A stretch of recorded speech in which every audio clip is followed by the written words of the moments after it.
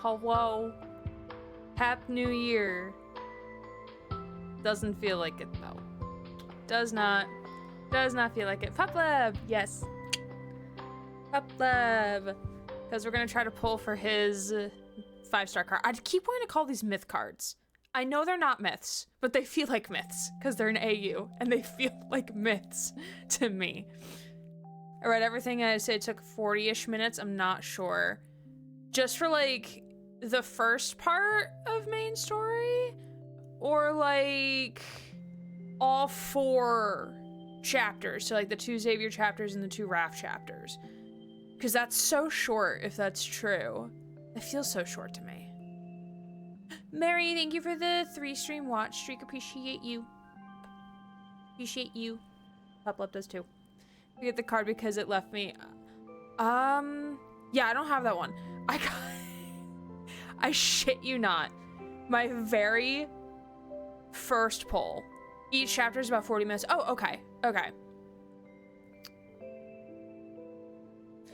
Hello, I'm playing with cloud slime, so if it takes forever for me to respond, I've accidentally disassociated looking at the drizzle. No, you're all good. You're so good, Wordy. I hope you're doing well. Happy New Year. Hope you're doing well playing with your cloud slime. Appreciate you being here. Yeah, so I went to go do my first pull. Zane came home in like the first 5 pulls. Like, first 5, he's like, boom, and I'm like, okay. He wasn't even my precise wish. He's just like, I'm coming home now. And I'm like, oh, okay. Gothics, how are you? And then I got hard pity for my precise wish. For Silas, because Silas was my precise wish. And then now I have Caleb as my precise wish, and I pulled like halfway to pity.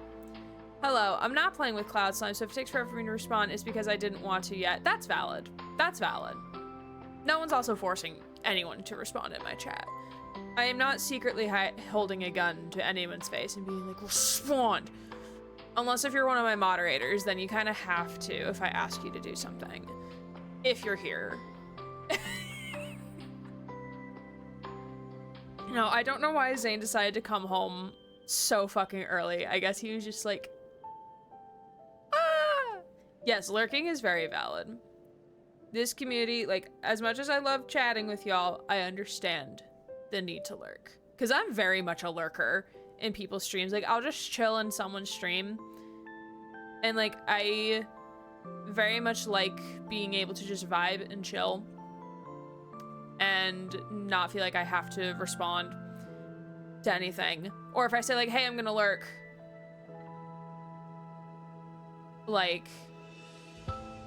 not feeling like I have to respond if they, like, say, like, oh, okay, how are you? Hope you're doing well, blah, blah, blah. Too sad to currently do much. No, you're good. You're good. I understand. I was mostly saying that in a joking manner. You're good. I understand. I also got hard pity with Silas, but he wasn't. My precise wish as Zane was, and I was like, oh, whoa, okay. Well, it is the weekend before winter quarter, and I go back to work. I know. I go back to work Monday, and I'm like, I don't want to. I was telling my therapist on Tuesday, girl, I don't want to go back to work. I don't want to go back to work. I'm not ready. Like, I've done so much over winter break. You know, I made a lot of progress with my tarot deck. If you would like to see my new and improved spreadsheet 2.0.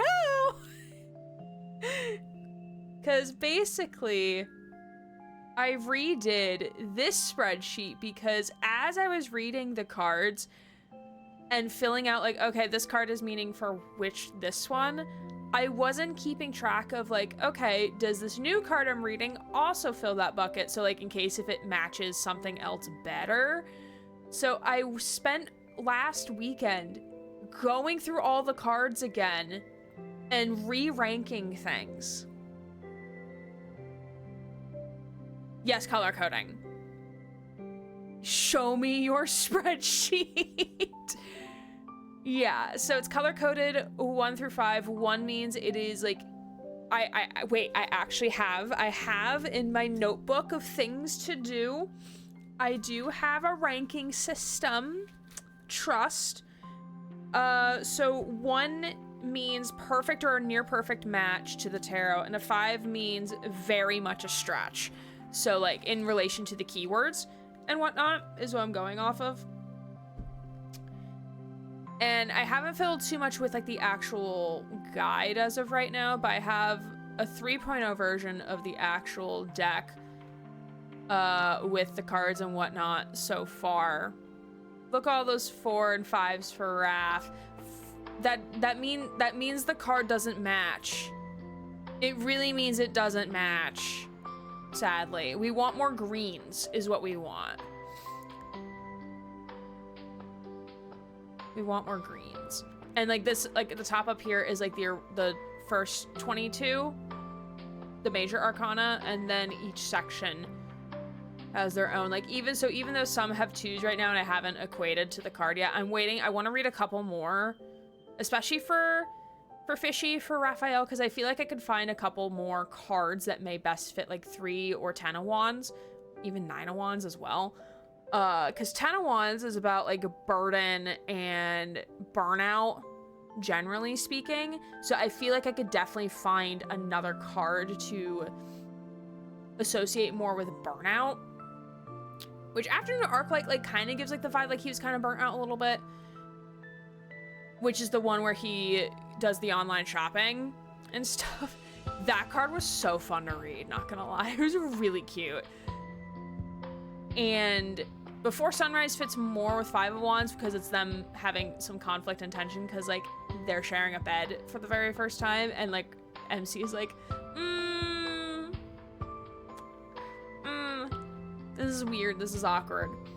Even though she's the one making it. I mean, like, also, like, Raphael's bantering back with her because she's making it awkward, so, like, he's adding to it because he's not, like, instigating, but he's, like, egging her on in a way. MC doesn't want to share a bed with Fish. I mean, it's more of, like, the, oh my god, we're sharing a bed together, like,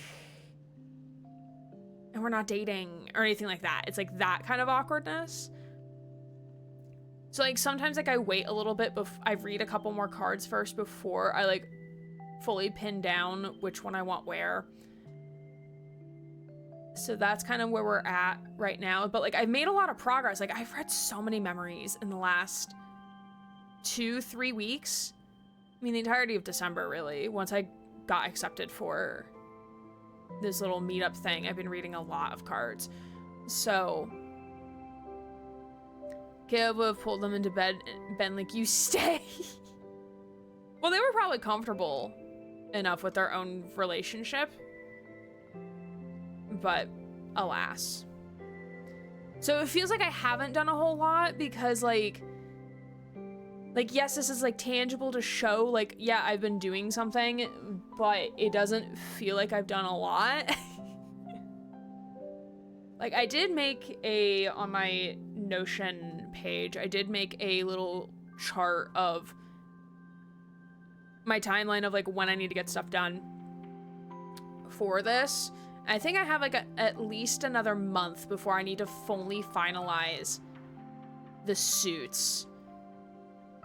I need to actually start creating Caleb's suit, otherwise it's not going to happen, because I have to create his from scratch. And then what other cards in Lads that don't get paired to something in Tarot, I'm just going to make, they're just going to be extra cards in the deck, which is fine. Get Ross card because I love his outfit. I mean, you don't get the outfit with the card. You have to get the crate to get the outfit. Unless if you rank 1, if you R1 it, if you pull it twice. But you have to get the crate to get the outfit because you get to choose from the crate which outfit you get. It's different from Myth. If you get both cards from the Myth, then you get the outfits because you get the companion. At least I could stare at it. That is true. That is very true. Yeah, the color coding helps me very much. I believe so far I have Caleb and Silas's outfits. Oh, so you must have pulled for 2 crates. I only have 1 so far. And I think I got Silas's. because I took some pictures in it because it looks so cool. I did make some bracelets. I made a lot of bracelets, actually, because as part beyond just doing the tarot at the event, I'm also gonna have like a mini booth set up. So I have been working on making bracelets for the different companions. So based off their color scheme. So this, and I know it's kind of hard to tell, but this is Silas' second myth, so Abysm Sovereign, the dragon. Hi, Sarah Light. How are you? Good to see you. Good to have you. Then this is, I believe, second myth. Kind of tell a little better back here because this is not an auto adjusting camera. This is second myth, Raphael. This one I really like a lot. This one is Lumiere. It does have some hints of gray in there because he does have gray in his outfit. And then this is Zane third myth, so God of Annihilation. Then I have a plain Caleb. I did make multiples of these. A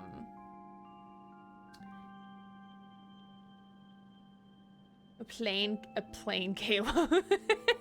Basic ass Caleb. Sarah, I hope you're doing well. I'm saying that again because there's a chance I forgot that if I said hello or not. Plain Caleb? Just like base Caleb. Like his base companion outfit. The one with the DAA jacket. Basic bitch Caleb.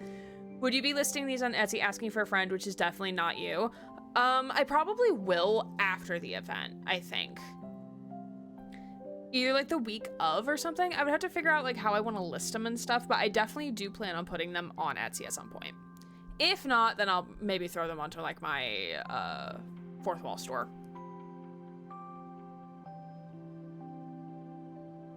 Expect me in your carts? Bet. I am also gonna get prints.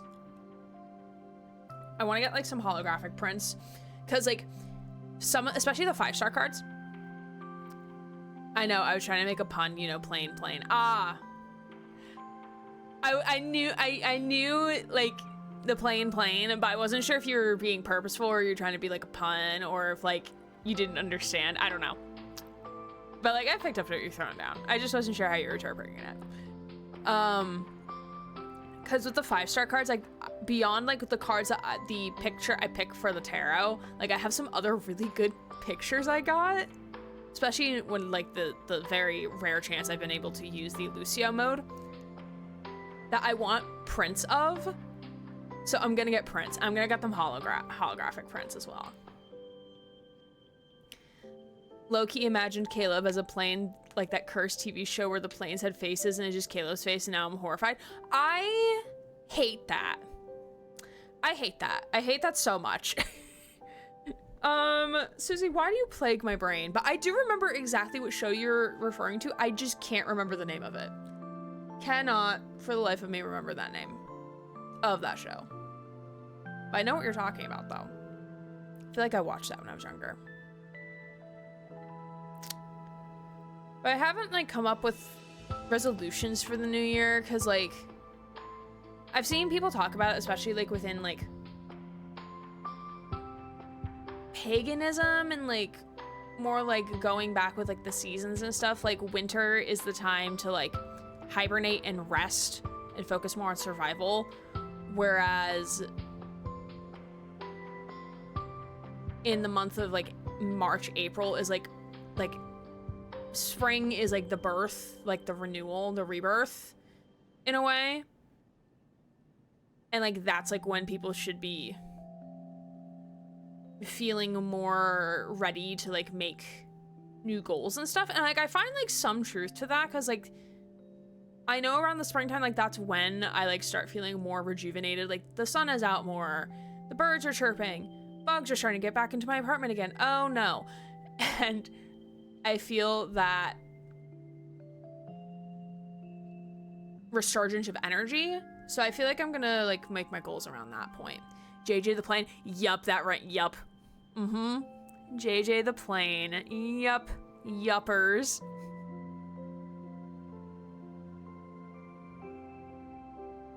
Oh. I do know I have 3 videos that I need to finish editing. I have my DVD video. I have 2025 highlight video. And then I have top 10 games of 2025. 10 use MS Paint. No! No, we're taking that away from you. We're taking that, we're yoinking that from you. No.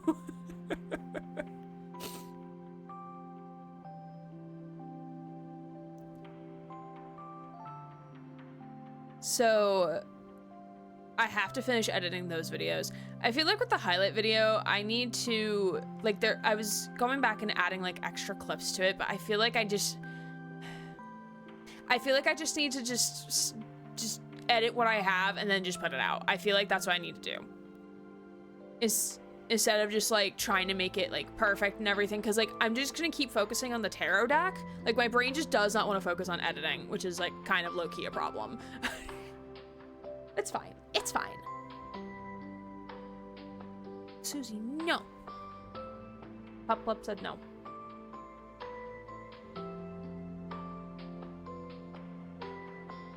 Combat, how are you, my friend?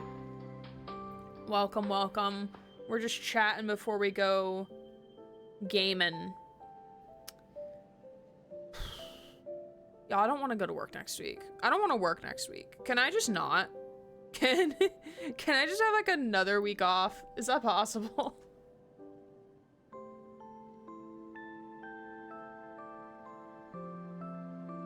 And I have words about the Stranger Things series finale, but I will keep those words to myself. Maybe we'll talk about it. I did contemplate making a video about that, which I still might. I don't know. Good, got a thing of cat grass for Tux and a new vacuum. Ooh, very nice. Have you considered getting your cat concrete? Just a big old slab of concrete. Though new vacuums are expensive, I hear. You wouldn't think they would be expensive. Same with kitchen trash cans. You wouldn't think they would be expensive. My mom got me a basic one. I mean, it's stainless steel, but it's still like basic. It's like $100, she told me. I'm like, ew. Why are trash cans so expensive? Though it does fit more than my old trash can. 71% off for $125, normally $400. $400 for a vacuum cleaner? It's very nice. Define very nice, though. What makes it very nice? I wish I could live in a trash can. Susie, you're not gonna fit. And that's not me saying that you're fat. But, like, I can't fit. And you're, like, 2 inches taller than me. So if I can't fit, you're surely not fitting.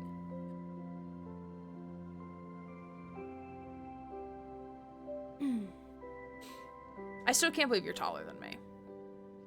By, like, at least 2 inches. Trash cans look cold. They do look cold. They look very claustrophobic. And stinky. So no thank you, I'm good. Yeah, you're 5'6". I'm short king. It's fine.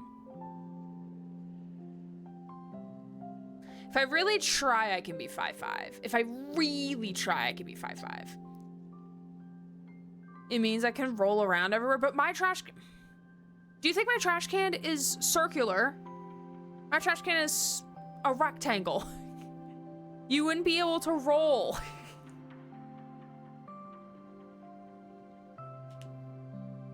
Who has a square trash can versus... Square rectangular trash can versus... a circular, cylindrical trash can? We also don't use circular trash cans. I used to, then we got rid of it. Because it's been, my family's had it for 25 years. 5'4" gang, 5'4" gang. I could fit into a wheelie bin, a circular trash can, and rectangular recycling can. One of the cans that you put in the drawer? Mine? No. No. I don't have enough space under my sink, and also the amount of times that maintenance has had to come in to do maintenance under my sink, no thank you, I'm good. I'm very good. In my mom's kitchen, though, she does have it under her sink. We used to have one, but it broke, so we got a rectangular one. Pardon.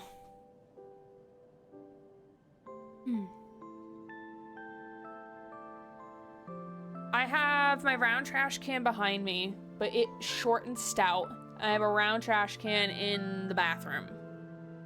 And that's about it, beyond the kitchen trash can.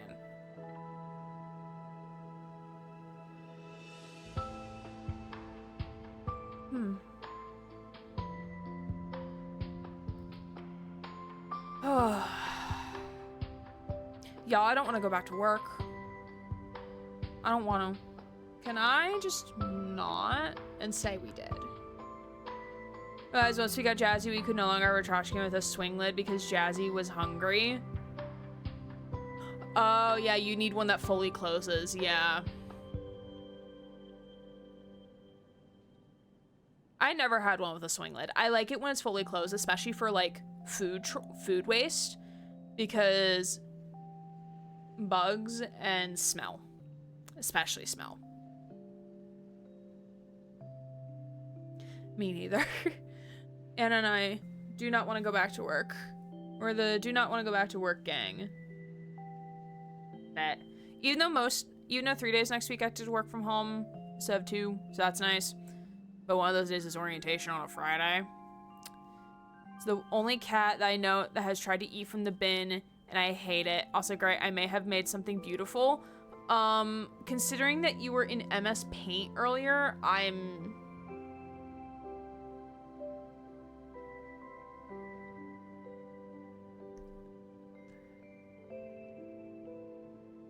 I was expecting worse. I was not expecting a bad Photoshop job, not gonna lie. This was not what I was expecting. Do you mind if I share with the class? Because I'll share with the class. What else did you expect? I expected you to draw it, not Photoshop. So she drew this, or not drew, she Photoshopped this. She put Caleb's face on it. Oh, fuck no. Oh, come on. We can have a recreation of Sump. But Cable. MS Painted this. Is this still technically Photoshop? I mean, like, you're still Photoshopping, like editing something. Masterpiece? I can make it more real, make a more real looking one. No, chat, we're not, no. We're not having a competition about this. No. I don't even know how you would make a more real looking one. What do you mean?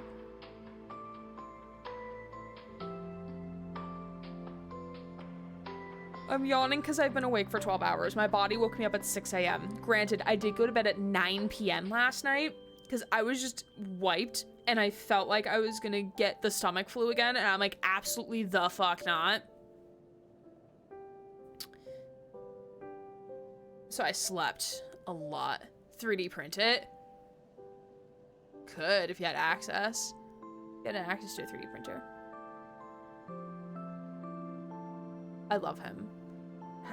Caleb, how about Puplub? How about you? I do have other bracelets that I made. These are for Etsy orders though. Someone ordered like 10 bracelets from my store, and I'm like, fucking bet.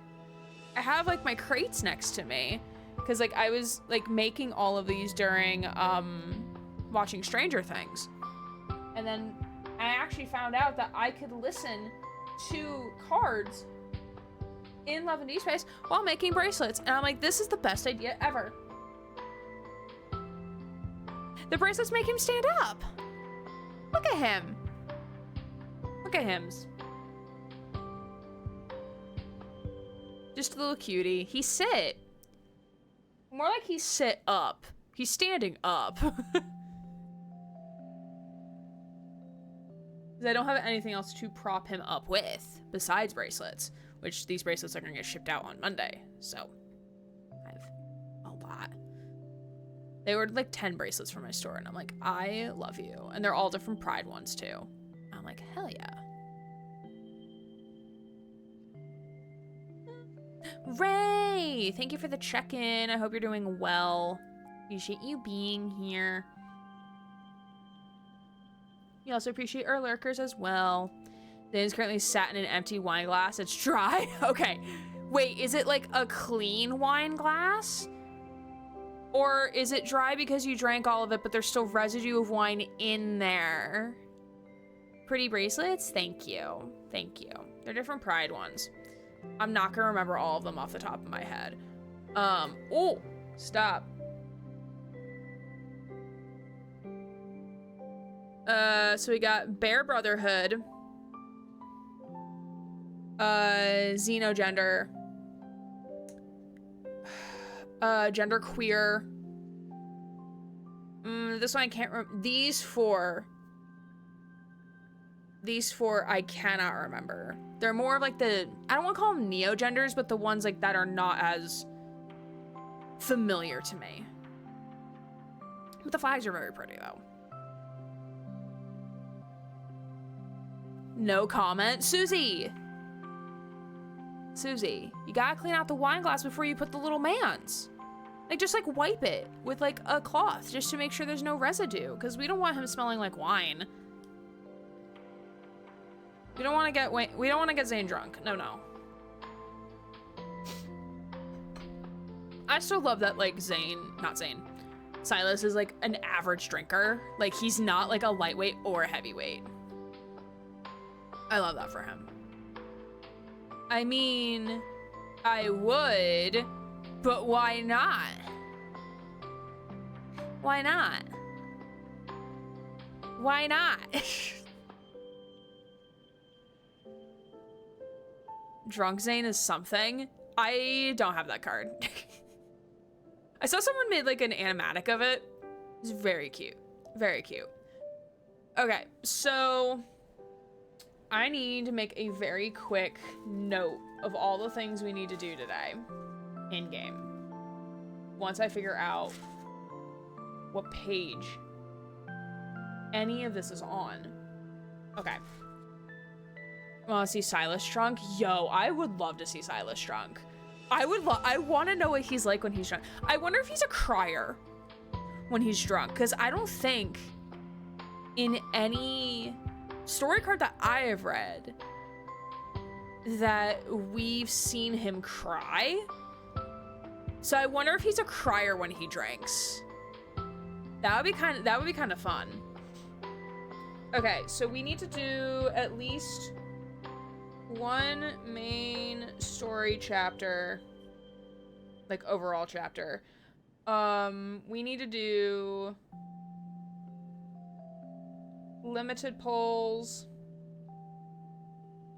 Galaxy Explorer,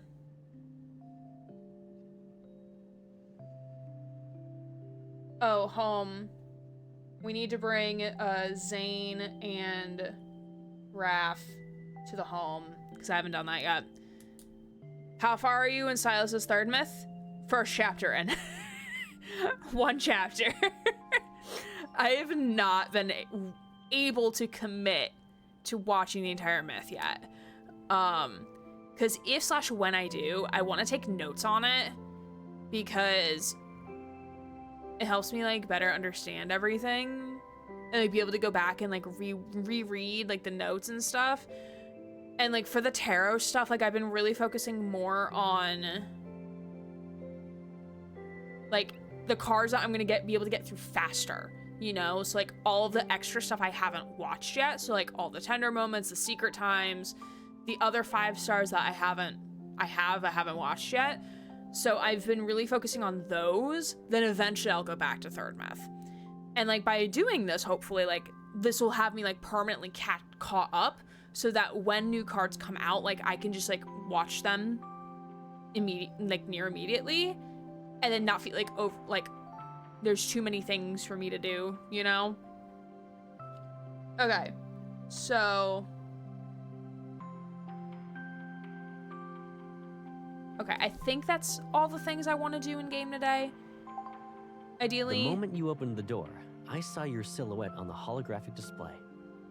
Yeah, that's what happens, Caleb. That's called a home security system, dude. My mouth. Geez, I can't spell. That's fair. Yeah, I have Caleb on my home screen. He's got a thing on his head. You're taking the initiative to call me over? I like that. Puplab. Puplab. Hi, buddy. Are you trying to comfort me, encourage me, or show that you care about me when you do this? Whatever the case may be, I want it. Just look at the bicep. Just look at the bicep. He looks like a sad puppy. Sir, don't do this to me. Let's see. Where am I on with my Galaxy Explorer right now? I got like another hour and a half. Okay, so we'll do that. I think we'll do all the polls like at that time. There was not need to get that pouty, sad puppy. So I think what we're gonna do is we're gonna go into home, which makes this into like landscape. So I'm sorry, this is gonna be a little tiny. Or his white wedding suit with a tear on his head. Ooh. Okay. Now if I minimize, okay, cool.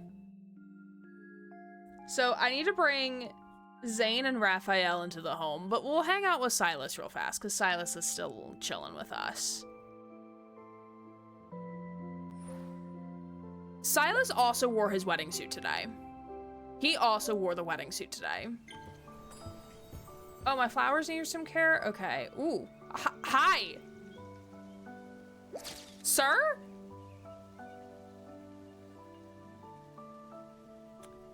Enjoying the view. Am I the view?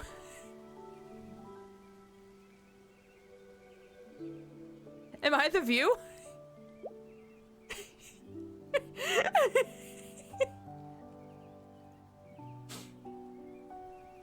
Sir. Oh wait, can I take, hold on. Hold on. Can I actually wait, let me swap to me taking the photo. Okay, auto diary, I know, but I have something more important to do, which is called... Is there any way, like, I can move me?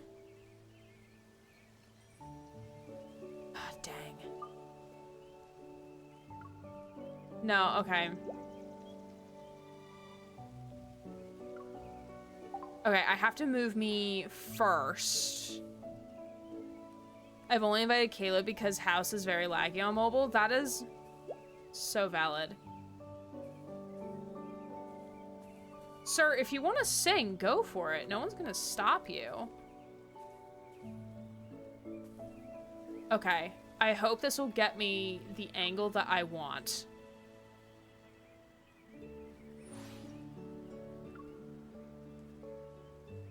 Oh.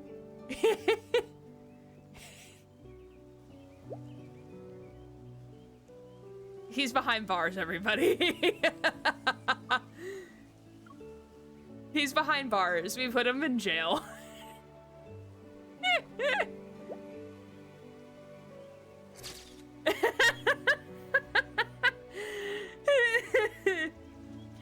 You have no idea how many times lads crashed during main story. I was losing my mind. Oh no! Oh, that's so unfortunate. I need them to make this on PC. They have the capability to do it. They've done it with Infinity Nikki. All of the other cutscenes are like, all the other cutscenes are filmed with the horizontal like ratio in mind. Like, I don't see why they just don't bite the bullet and do it. Maybe they were waiting. Like, I posted a TikTok about this actually. And I'm gonna talk as I have MC go and water plants before Otto like freaks the fuck out at me. I think the home system took them so long because also like we know game development, right? Like games take a while to make. Oh God. All of you are suffering. Why are you suffering?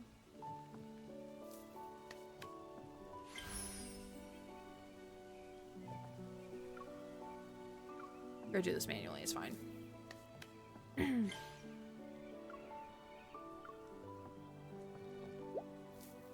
And I think they've been making this home module for a really long time.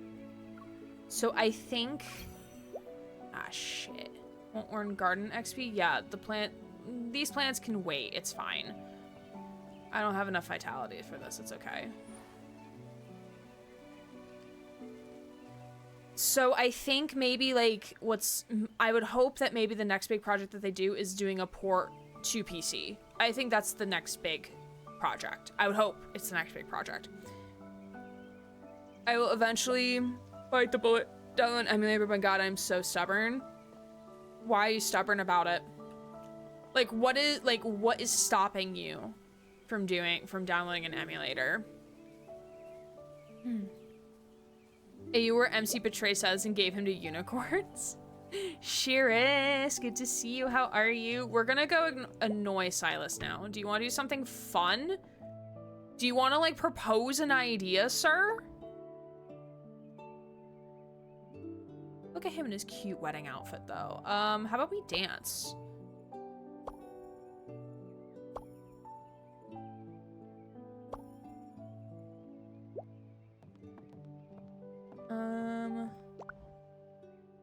Let us dance romantically together. Because he's wearing, like, look at his wedding outfit.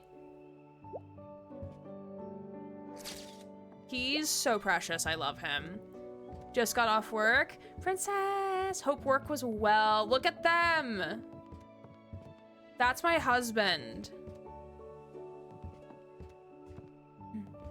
That is my husband. Still wheezing at the video where Silas led them to the garden and then fucking right back to the house to watch TV. I can't. Okay, so we are... I love our Sims ripoff. Yeah, I made some changes to the front area here. Because I felt weird having the TV here, so I had the TV moved here, and I had, like, all of their gifts lined up right here. I'm enjoying the Sims ripoff, but it's so awkward to play on an iPad. But, like, I hate playing it on PC, because it's also very laggy here on PC as well.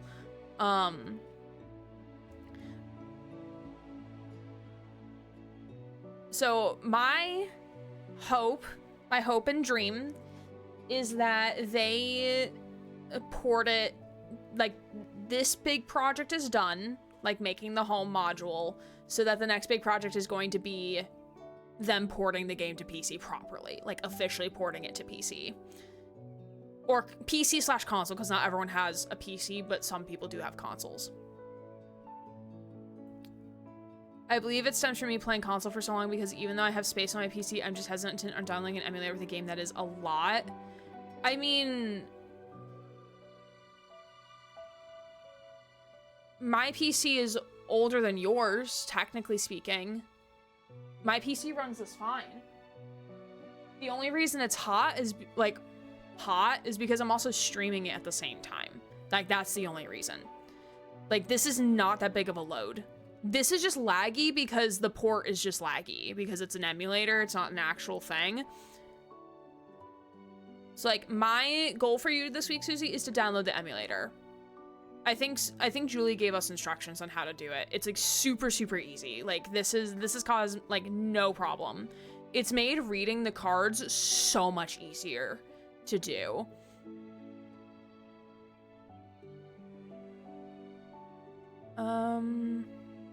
I thought about moving the TV there too.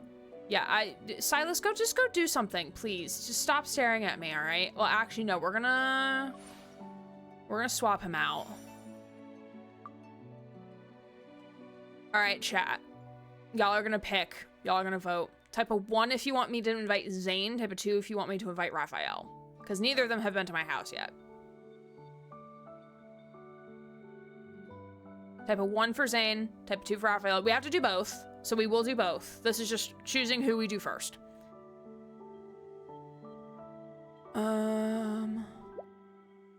Wait. What are you saying? My arrangement skills have gotten rusty. Time. What? Oh, okay.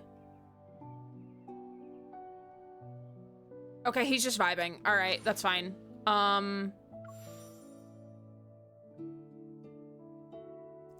right, a 1 for Zane, a 2 for Raphael. So bad to play on mobile. I can't imagine. Shiraz, thank you for the 7 stream streak. Look at you. Delete everything to download House. Yeah, that sucks. My iPad can't handle this. I'm lucky that my iPad is like a bit newer. Not newer. It's like 4 years old, 5 years old. But still, it's like, not the best thing in the world.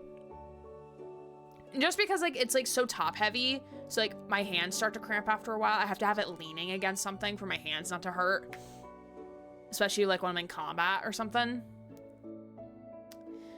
I could listen to the Spice with gaming headphones. Yes. Oh yes. The listening to the audio with my gaming headset, like when I was listening to Spicy audio, I'm like, oh, I can hear things. I can hear things happen. I'm still cackling at the shiny cable I got at the shiny Caleb. That was so funny. All right, we're gonna invite Zane. I'm glad to have enough storage on my phone, but it's pretty hard to play House feature on it. Yeah, I could just the screen is so tiny. Like, I'm so glad I played on my iPad and not my phone. Granted, my phone would not have had enough space because I have like 8,000 photos on my phone. Oopsies. But like, it's just such a tiny screen. All right, we're inviting Zane over. It's me. Do you have a moment? Oh, he's at the door. We have a moment for you, Zane. What are you wearing? I thought I was still at work. Being here feels as though I've been wrapped in a warm medical blanket. The stupid fuck-all sunglasses, sir. A cozy house feels warmer when there's sunshine. Wait, did I say something? I didn't even get to acknowledge what I said. Send him out, make him leave. Are you saying my place is cozy, or are you comparing me to a little bit of sunshine? Cozy house feels warmer where there's sunshine. But if we look at your schedule, you weren't supposed to be here for a while. I swapped shifts. I was afraid you'd wait. Aww. I actually put a lot of thought into this. Here's your housewarming gift. It's gonna be jasmines, isn't it? I hope these preserved jasmines are perfect for decorating your new place. They're gonna go on the mantle with the other 4 for my other husbands. Thank you, Zane. You're the best. I see you're still unpacking.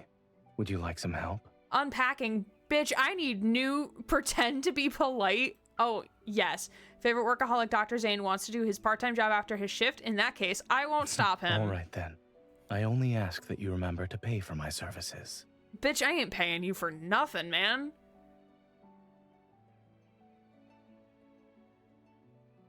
Just kidding. How can I possibly let you tire yourself out? All right, I'll listen to you. Are you going to keep blocking the doorway? Or can I actually come inside? Sir, I'm not blocking the doorway. Please follow me to give you a comprehensive tour first. We take Dr. Zane's profession and habits into consideration. I'm planning to divide my home into 3 zones. Your ability wait, to I didn't get to read it. Contaminated, semi-contaminated, and clean. With a straight face continues to improve. Can name a few methods. I learned from the best. Dr. Zane. I can certainly say you've surpassed me.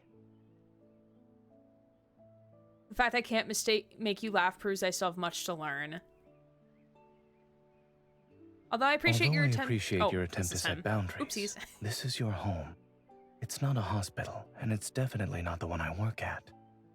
Eating his macarons. We don't need contaminated and clean zones here. Areas with you and without you should do just fine. That way, I'll always know where to find my little bit of sunshine when I need warmth. I love that we're his little sunshine. I love that. Aren't you gonna give me a proper tour? Yes. Yeah, follow me. All right. So this is the foyer. Oh wait, this is a bench? Oh, so this is where Silas sat when we were reading together. This is where he sat. He sat on this bench, while I sat over yonder on the couch. Like, define reading together. That's not reading together. All right. So Zane, welcome. This is the foyer, or this is the living room. All right, I won't get lost. Yeah, you better not get lost. I only have like 4 rooms unlocked. Okay. This is the foyer, or not the foyer. This is the living room. We do have a sound system right here. And I'm going to put your gift on my little display. One moment, please, sir. Watch me do it in real time.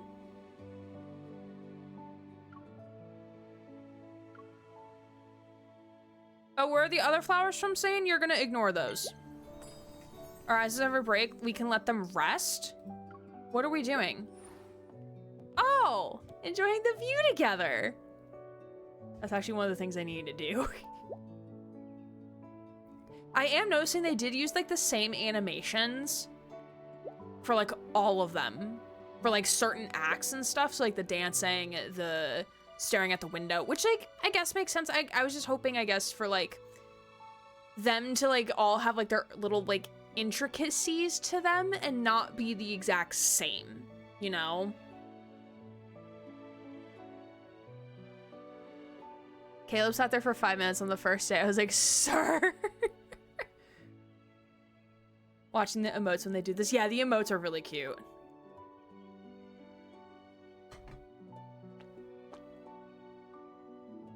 I love getting like the little apples when I'm with Caleb. It's really adorable.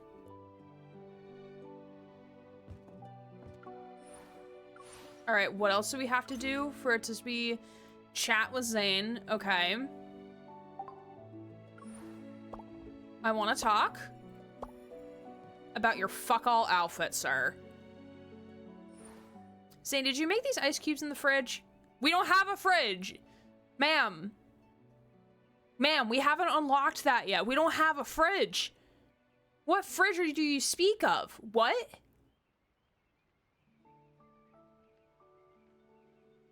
Does she know something we don't?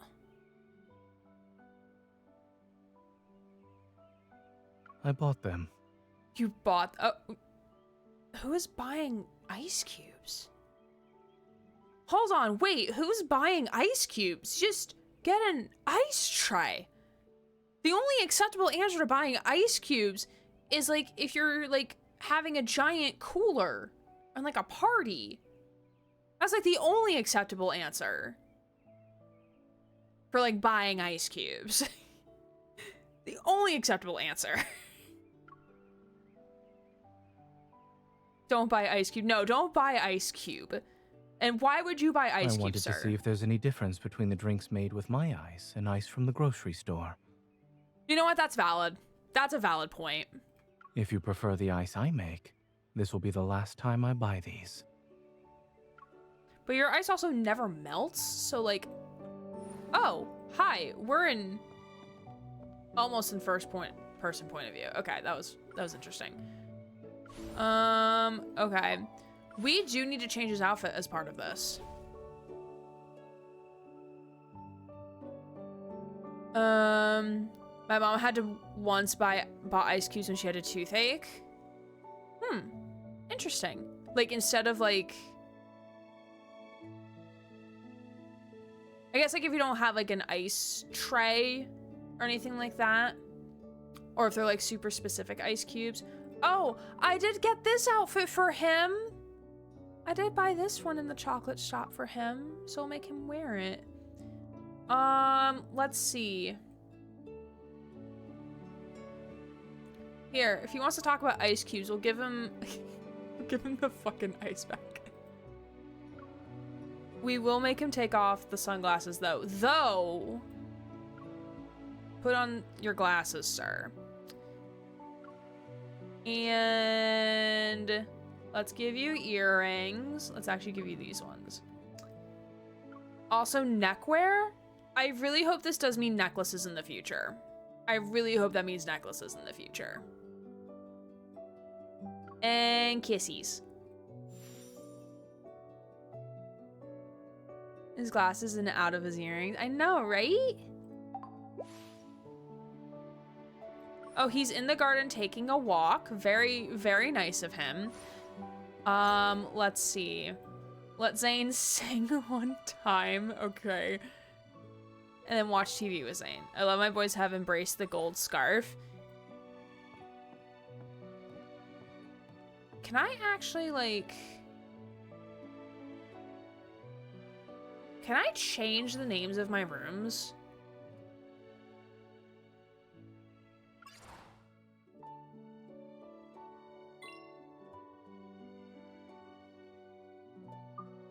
I guess not. That's unfortunate. Oh wait, there's settings down here. Huh? Hide furniture features enable any furniture that appears between the camera and character will automatically hide.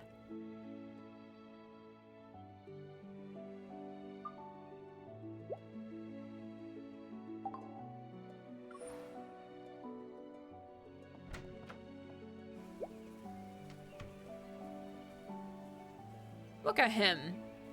Contemplating life. Zane, you're gonna stand right there, sir. You're not gonna do anything.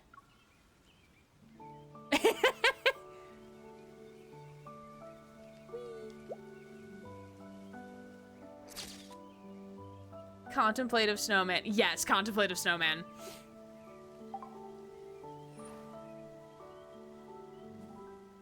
Hi, Zane. You heard every single word of what? Oh, me calling you? Okay. It's his idol glasses. It is! In decor? Okay. I'll do that after we watch TV with him real fast. Or while we're watching TV with him.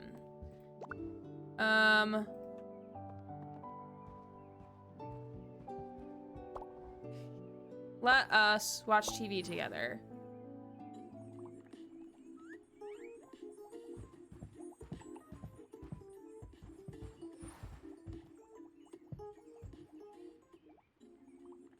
Gonna awkwardly sit on the Oh, wait! Oh, wait! Aww! Oh, God, that zoomed so far. Why does he look so annoyed? He looks so annoyed right now. Julie, welcome on in. Oh wait, that's annoying how it does that. The home diary. I need to make him sing and then admire furniture. Okay, Zane.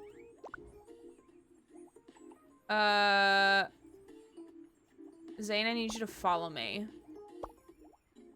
Follow me, please. We need to admire indoor furniture together. Look at this I made. I made this. Oh, examine closely. Be my personal tour guide. Just turn off the TV after it turns and then turn it off. Yeah. Yes. Let us admire. It's a very wait, are we standing in between the plant? Why are we standing in between the plant?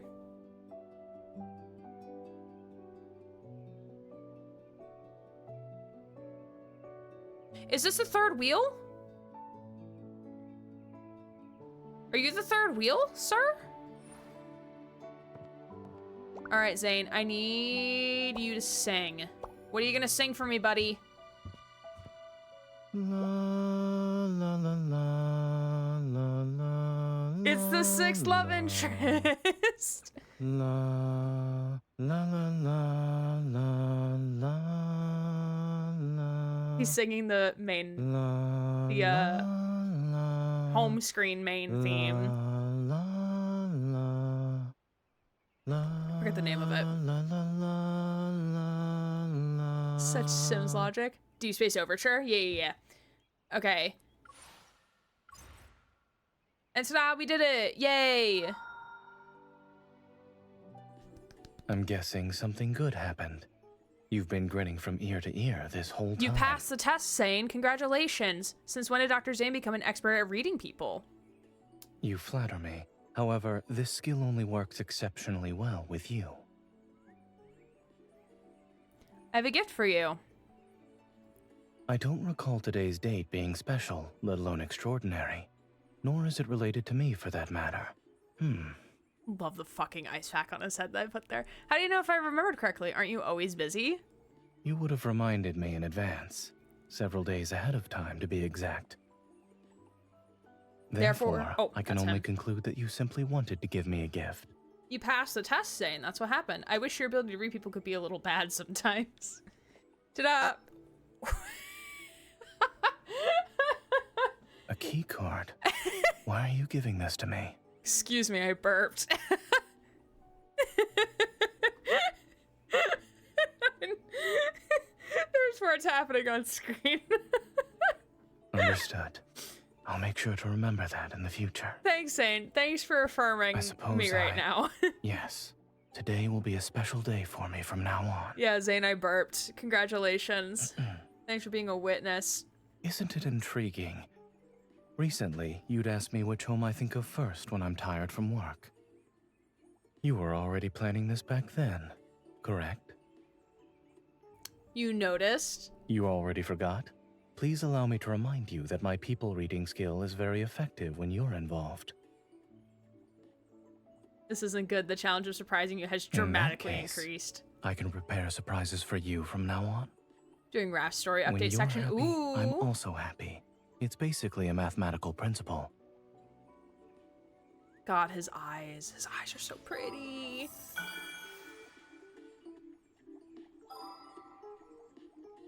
In the trailer, they made it seem like getting the LI to stay here would be so much more difficult. Caleb is also looking out the window in my home. Oh my god, sir. I tried to do read together the other day and Zane sat on the bench in the fucking entrance. Me too, with Silas. Are you kidding me? It's so fucking funny. Oh. He wants to enjoy the view. Can I please zoom out?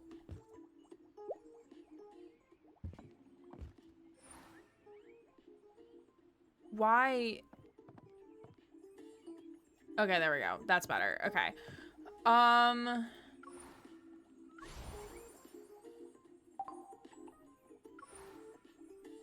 Okay, I need to leave the TV on because we now need to initiate Raphael, is what needs to happen.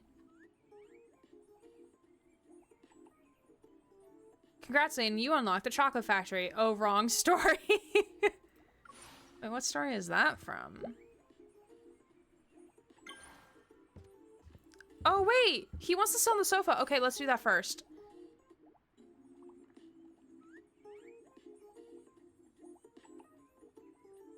Look at these goobers. My MC and Silas are sleeping together. Aww. Have a chat. I found a great song. I'll share it with you later. What's the song? Is it the one from Chillin' Crescendo? Children's song called 7 Steps of Hand Washing. What? Sir?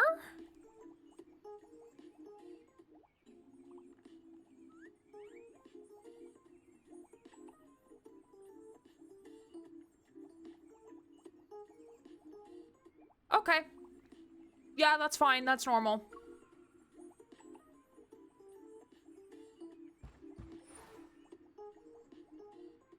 All right.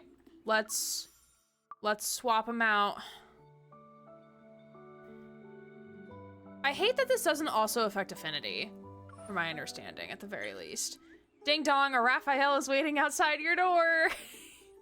This is card's name in Idle Banner. Yes, that was Idle Banner. Very good card. Ding dong, cutie. The exclusive surprise you pre-ordered has been delivered. He's so Congratulations. Here, preserved flame lilies. Oh, flame lilies. He delivered himself. I know, right? I mean, he did tease in Afternoon Arclight, and I only remember this because I just listened to this card. He did say, like, hey, like, if I showed up in a box outside of your door, would you sign the delivery paper to let me in? Sorry, caps lock was on. No, you're good. I just thought you really loved Raphael, Julie.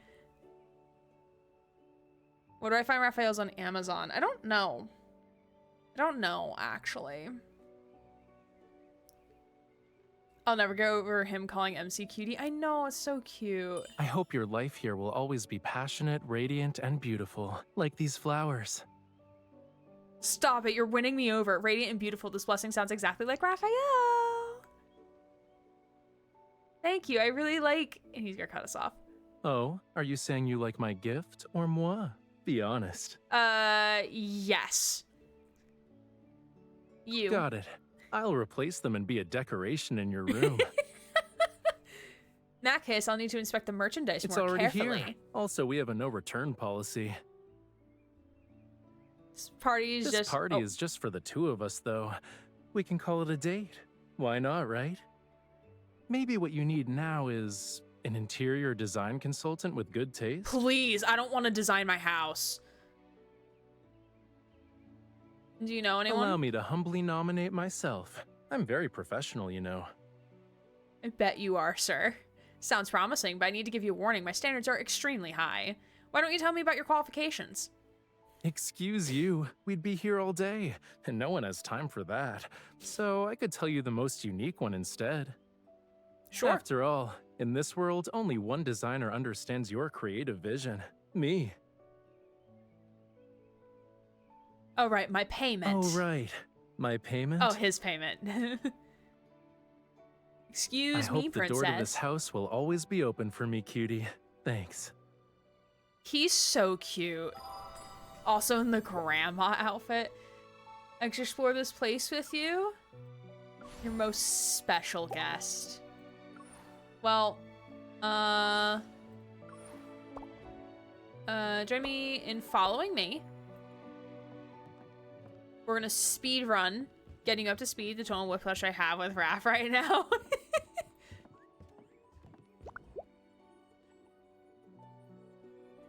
Admire the view with him. Come here, Raph. He's so much shorter than the other LIs. It's so cute. Like, our head goes to, like, I swear, Silas's shoulder. Pull for the spanner? I did. We're gonna pull a little later, actually, as well. I got Zane's card, and I got Silas's card so far. Raph is the shortest. I think he's also the youngest LI. I need to look up the voice nicknames. Yeah, there's a list somewhere on Reddit, I think. All right, Raph, we're gonna let us admire this plant together. Oh, sir. Sir, you're in... He's just stopping to take a drink of water. Sir! Sir, what is happening? What is happening? Sir, come back. Sir. Sir, we need to admire the plants more. Sir, together.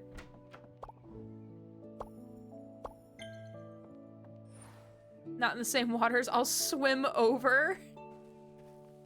What a fish.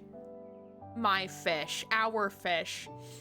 Are you trying to get everybody gray? I am trying, because I am a completionist. I don't care about R1ing, R3ing. I am a completionist. For gems to get enough pulls, start over. That's fair. That's valid. I did see people speculating that we're gonna get Caleb rerun for Caleb Myth rerun after this banner. Like, immediately after this banner. Oh, the shoulder lean. Oh, look at them.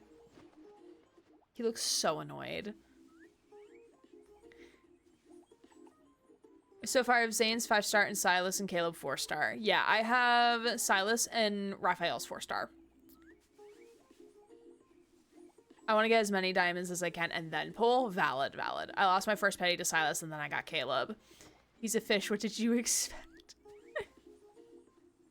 David calls me honey. Zane calls me darling. Raphael is cutie. Silas is princess. And Caleb is babe, babe. That is my guaranteed. Yeah, he's my, or no. So I got Zane within my first 10 pulls. I got Zane. So I was guaranteed my precise for my next pull, or like for my next batch. So then I got Silas for my precise wish on hard pity, and then Caleb is my next one. All right, we're gonna finish indoctrinating. Finish indoctrinating Sir Raphael here. And then we'll take a 5-minute break. I kind of like his outfit, though. I guess we can change it. Oh, I like this one. I think this is what he's wearing in the story as well. That fits. You look cute, Raph. Okay, we're gonna put his gifty along with all the other gifties.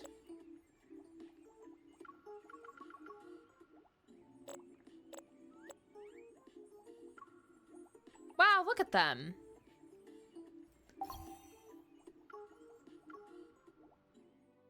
I think I have Silas calling me Jewel. Not until you see it, we're 24/7. Ooh. Oh, he wants to look at things with me. Okay, cool. This is fine. Xavier Starshine.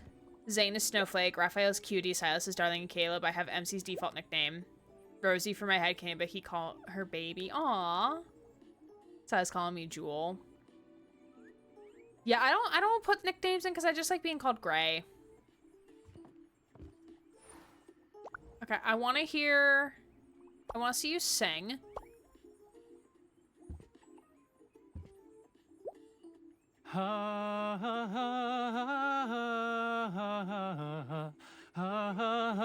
You siren, sir. Is this his idol banner? I think this is idol banner, right? Or am I dreaming? Am I lying to myself? I think I'm lying to myself.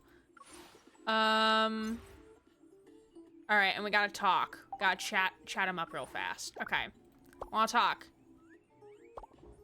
Daily life. No, he sounds good. He sounds really good. I've exceeded my mental exercise quota for today. Someone lined up everyone singing in Deepspace Overture, and I was like, these men. What'd you do? I compiled a list of activities I want to do with you. 99 things and counting. Are they all NSFW, sir? Considering how much effort I put into this, don't you think we should start carrying out these plans? Depends on what's on the list, sir. Oh, hi. Okay, I'm gonna move elsewhere before we have this conversation. But it's probably gonna, like, send me right back over to you, sir. So, like, have you been secretly planning something? So pouty. My initial guess is that it's really, really good. You smile when you think no one's watching. Is advanced seduction one of the things required courses in I can't Lemuria? speak for others, but my required course was 100 ways to understand your expressions. Can't hide anything from you. Here, this is for you. I had it customized just for Raphael. This is a key card to your place?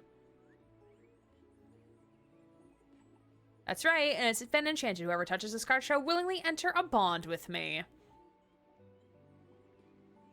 You already fallen into my trap and walked into my net.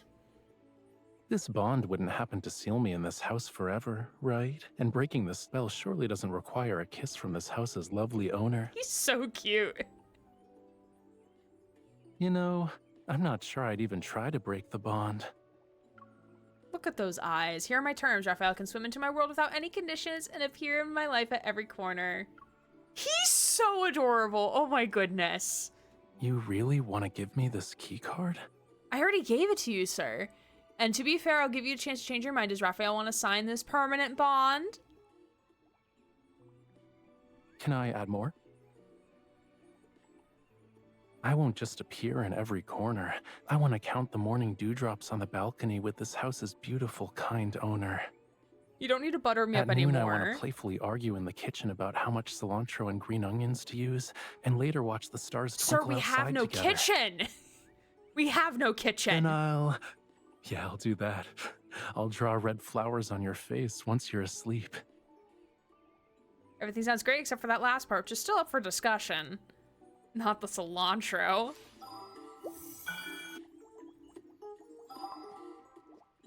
Yay! All right, we did it. People loves bathroom like fish and water. He's gonna go bathe. Wait. I was gonna say 5-minute break, but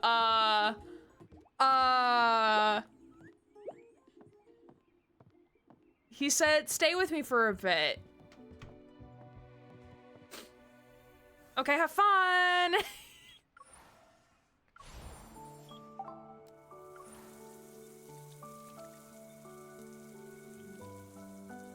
Look at him.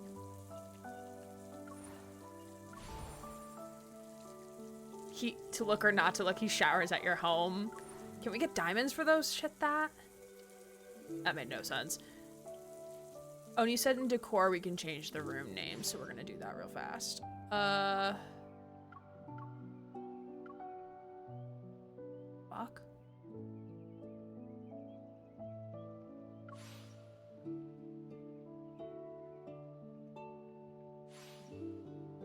Ooh. A lovely name. Bathroom.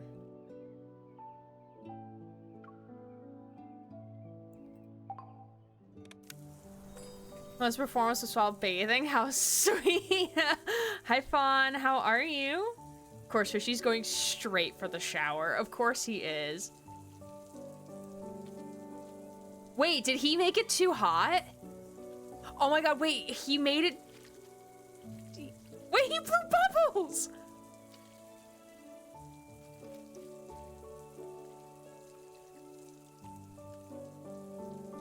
Pressing myself up against this glass, like, oh my god.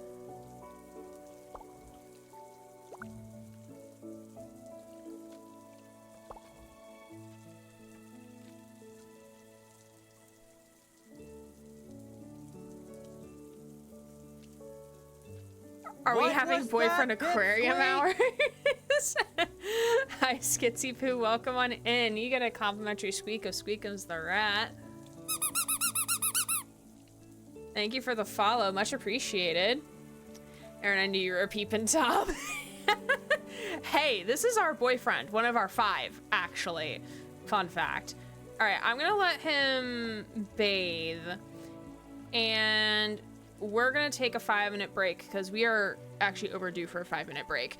So we'll be back in 5 minutes. We've indoctrinated Zane and Raphael to our home, so yay, great.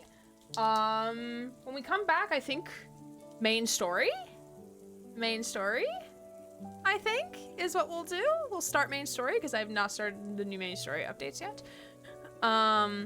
Come say hi from your raid the other day. I appreciate it. Thank you. Thanks for coming to hang out. We're playing Love and Deepspace if you're not familiar with it. Boyfriend dating sim, but there's a story, and the story is really complex. And they dropped a main story update today, which I have not played yet. So, we're gonna do that. He wanted company while bathing. I know, right?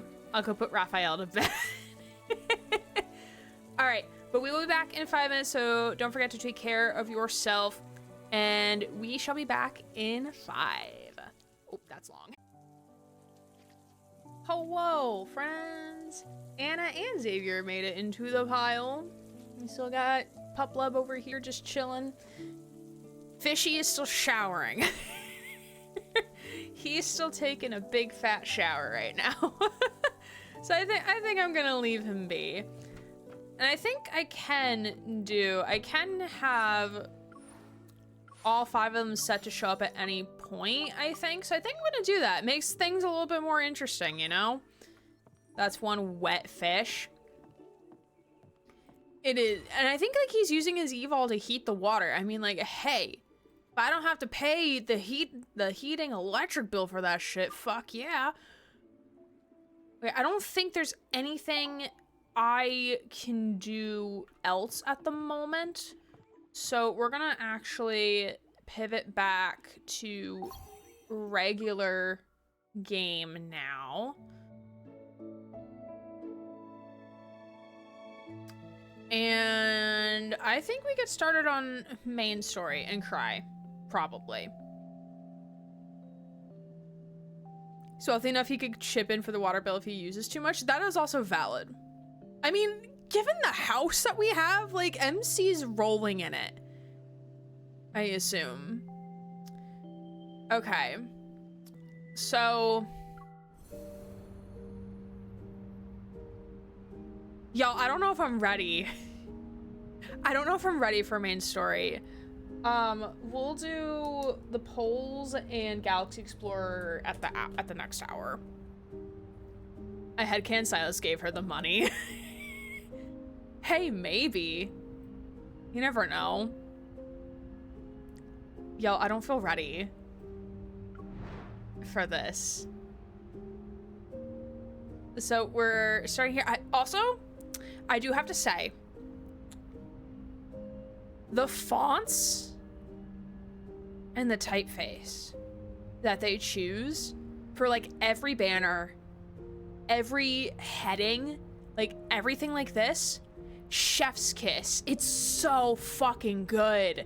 Like, they are just so good with the fonts. Like, I want the font so much. Like, they're so good. They're so good. The typeface is so fucking good. I want to play you over and over and over again. I would happily be Silas's sugar baby. Oh, absolutely. Also, Alchemic Menace, I hope you're doing well.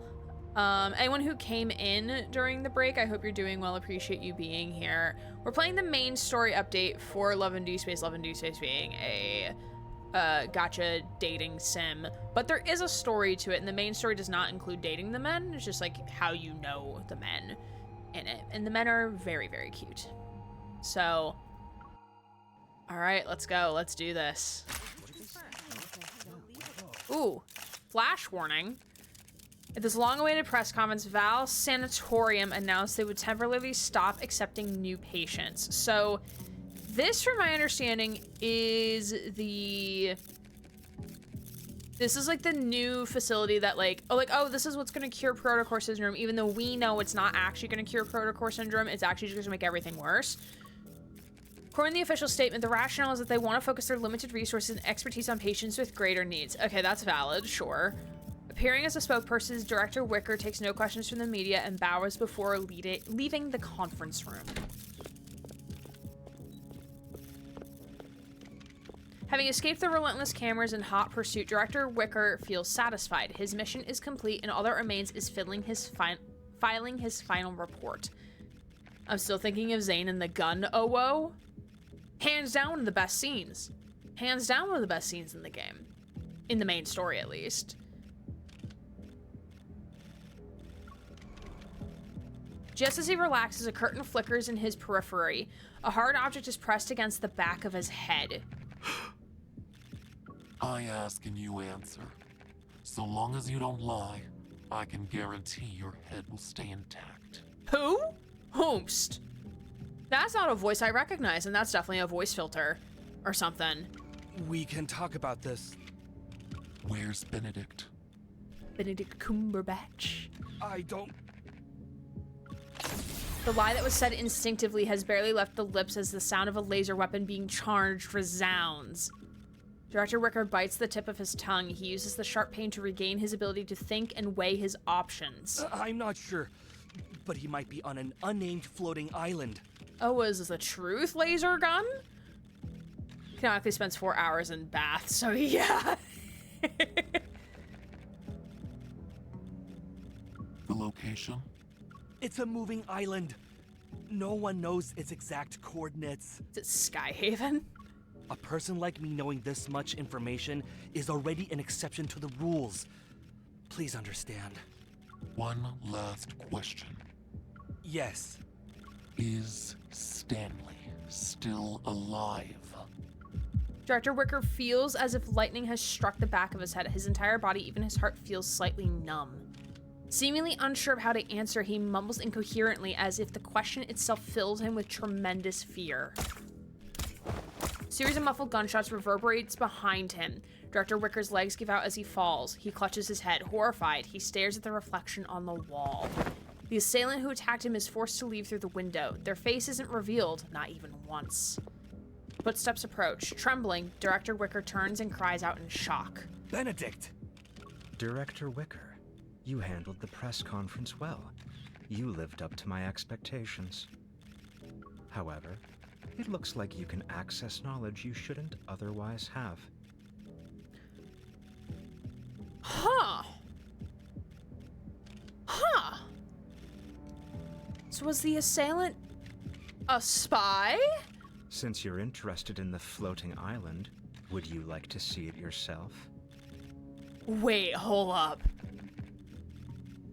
I mean, I remember watching a video about, was it a video? It was a video. I don't remember the contents of the video or like what the context was, but I remember someone talking about in a video of how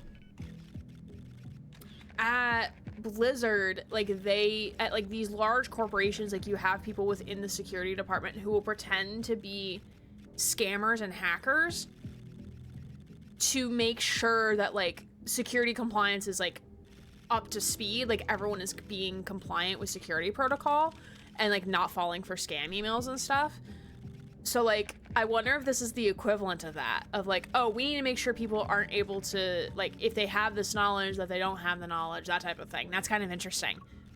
At the sight of Benedict's outstretched hand, Director Wicker knows he has no choice but to accept. Oh. Oh boy, is this purgatory?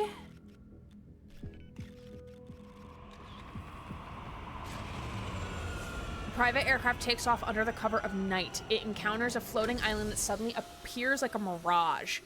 The aircraft lands and Benedict carries an unconscious Director Wicker into the island's only dense forest.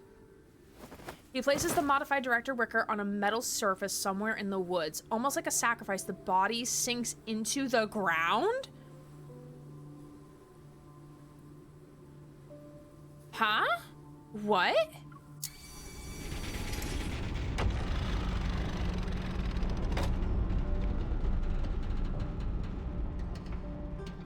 The platform quickly passes through an artificially constructed soil and enters a cold, metallic interior. Oh, I love this soundtrack. The end of the journey is a vast hall. Inorganic lights flicker and spread. Electronic displays emitting a cold light envelop the area.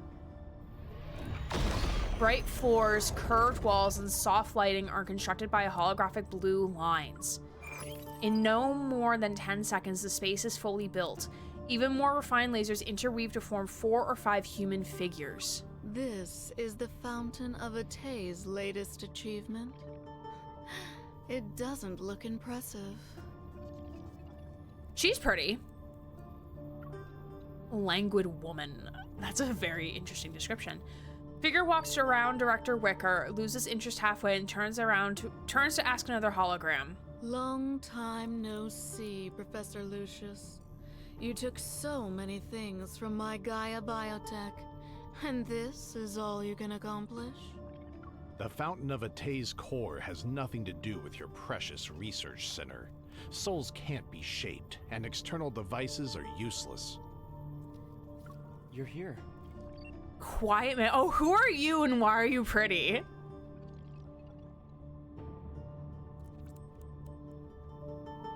Why is he pretty? I love the pinstripe suit too. That's such a nice touch. Definitely giving vibes. Evil villain vibes. Don't get why they're hiding Lucius here because we know what he looks like. I don't remember what he looks like. I know I can look it up. I just don't remember. I need to go back through and watch main story again. Now that I have like more additional context. New figure in the holographic space causes Lucius and others to fall silent, and they turn in unison to show their respect. They appear polite and trusting, even though he's an old man on a hospital bed. Don't pay too much attention to this test subject. It's just today's extra. Or rather, a medium. The old man makes a beckoning gesture with his hand. The floating platform carrying Director Wicker slowly drifts towards him. Have the new wavelengths from the deep space signal been successfully decoded? Oh yeah, this is the guy from the nest, right? Yeah. Interesting. So very interesting. The silence is abrupt and the holograms remain motionless. It's clear they're well versed in concealing their emotions. Finally, the old man rises from his deep contemplation. Subtle ripples appear in his otherwise emotionless voice. The recent disturbances in the deep space tunnel remind me of that starless night from over a decade ago. The night when the signal from deep space arrived on Earth. That's the Chronoriff catastrophe, right? 2034.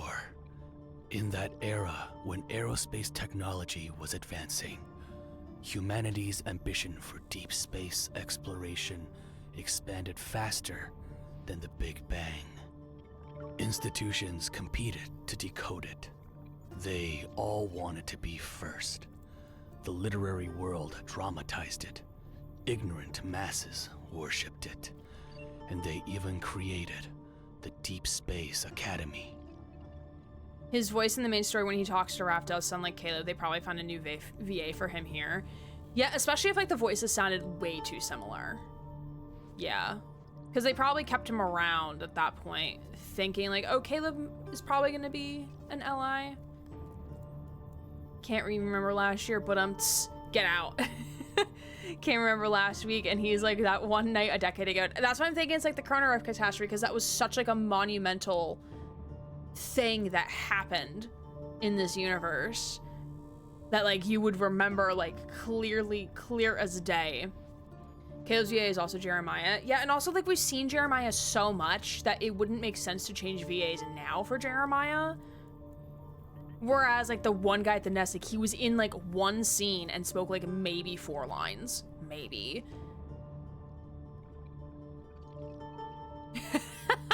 Sure is.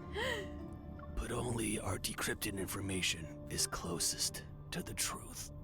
Earth is about to experience a grand eradication. Oh boy, that's not good. He slowly exhales and forcefully suppresses his elevated tone and emotions. Then the monsters appeared. Geomagnetic disturbances occurred, and mass extinction events were expedited. The warnings in the signal became reality, one at a time. I never noticed him being auto. Me neither. That's kind of funny. The grand eradication is a large-scale elimination process. This planet wants to abandon us and enter its next phase of existence. For over a decade, I have strongly advocated for the Fountain of Atay. I've dispatched the Farspace fleet to enter the Deep Space Tunnel's depths to avoid being abandoned. Ooh. Farspace fleet mention. There were setbacks, but we managed to obtain the chess piece closest to her. To bring up 2034 again. Was there a mishap? The chess piece closest to her. That's Caleb. That's gotta be Caleb. To avoid being abandoned, that will only make you a dog begging for fate's mercy. Lucius, you're old. The gears in your brain are covered in rust. I don't know who the Stanley guy is, but thanks for calling out Lucius. Cool. I swear, Kilo's VA, whoever you are, I wish you a lovely cold pillow every night, rain to never soak you too much, endless luck in your life, and many, many hugs. It only took a few decades for evolvers to evolve from mere humans. This proves that in the future, we can reach a point beyond our wildest imaginations. We can achieve immortality. Oh, so it's kind of like what happened on Phylos, but Phylos is a man-made planet, and like one of the side effects of like, for some reason on Phylos, like humans were able to live like nearly forever. nearly forever.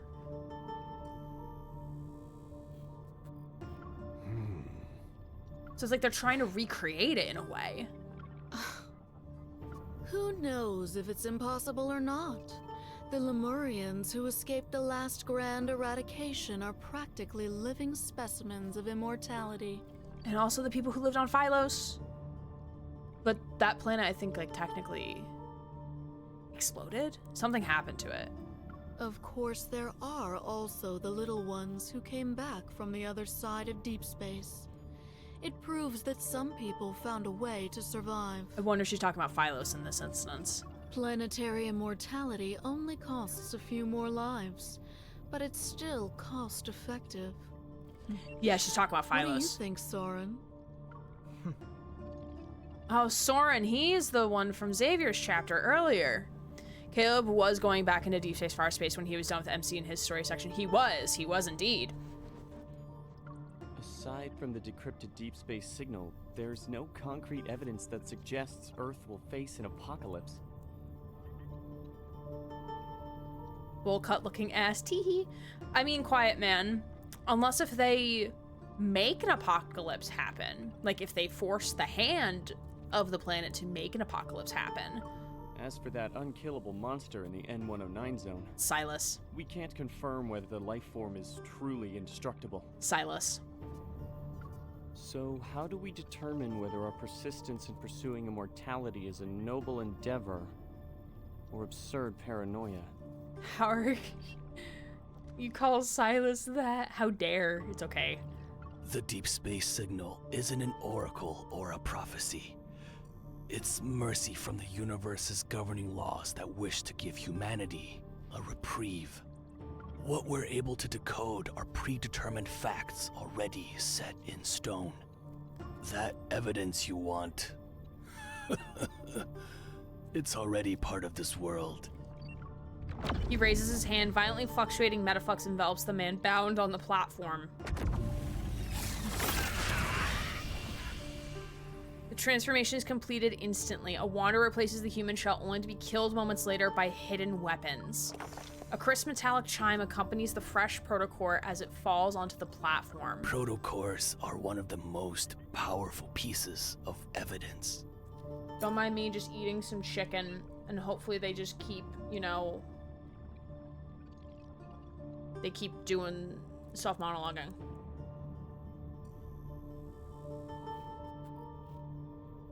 After the Chrono Rift catastrophe, I discovered the connection between protocore energy and her.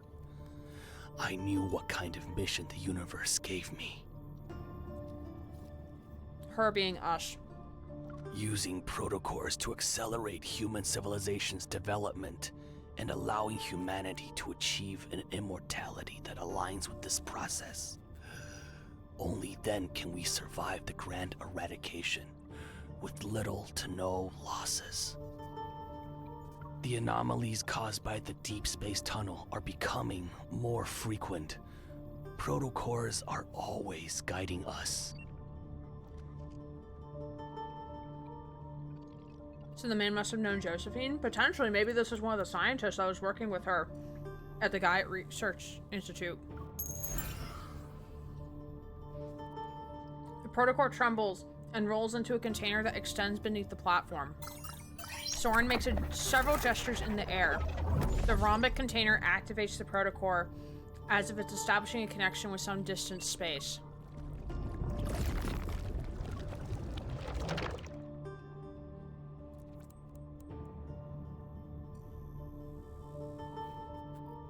Sorry, I'm still chewing.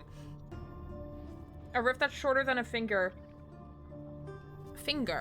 opens in the air. It quickly closes as its energy is depleted. Recently, the frequency of spatial anomalies and magnetic field disturbances has almost reached the edge of time and space. Once a planet gets swept into that, complete disintegration will soon arrive. Did you come up with another way to deal with your former teammate? I hope we can defeat your little prince and prove to him that our Soren is the most capable one. This is Xavier. They're talking about Xavier. Matters involving the backtrackers aren't to be taken lightly. Do you need our assistance? I've had enough of those disgusting manipulation tactics you use on your brainwashed test subjects. Oh, Soren, call him out. I don't need any help, and I don't need anyone's approval. So, we're gonna fuck him up, right? That's what's gonna happen, right? He's not gonna return, right?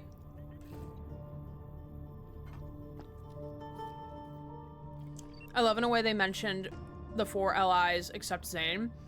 I mean, Zane could also have come from Phylos, but they directly have mentioned Caleb as being like the closest chess piece to MC, Silas in the N109 zone, Xavier here because of relation to Soren, and Raphael the Lemurians, but they haven't directly referenced Zane.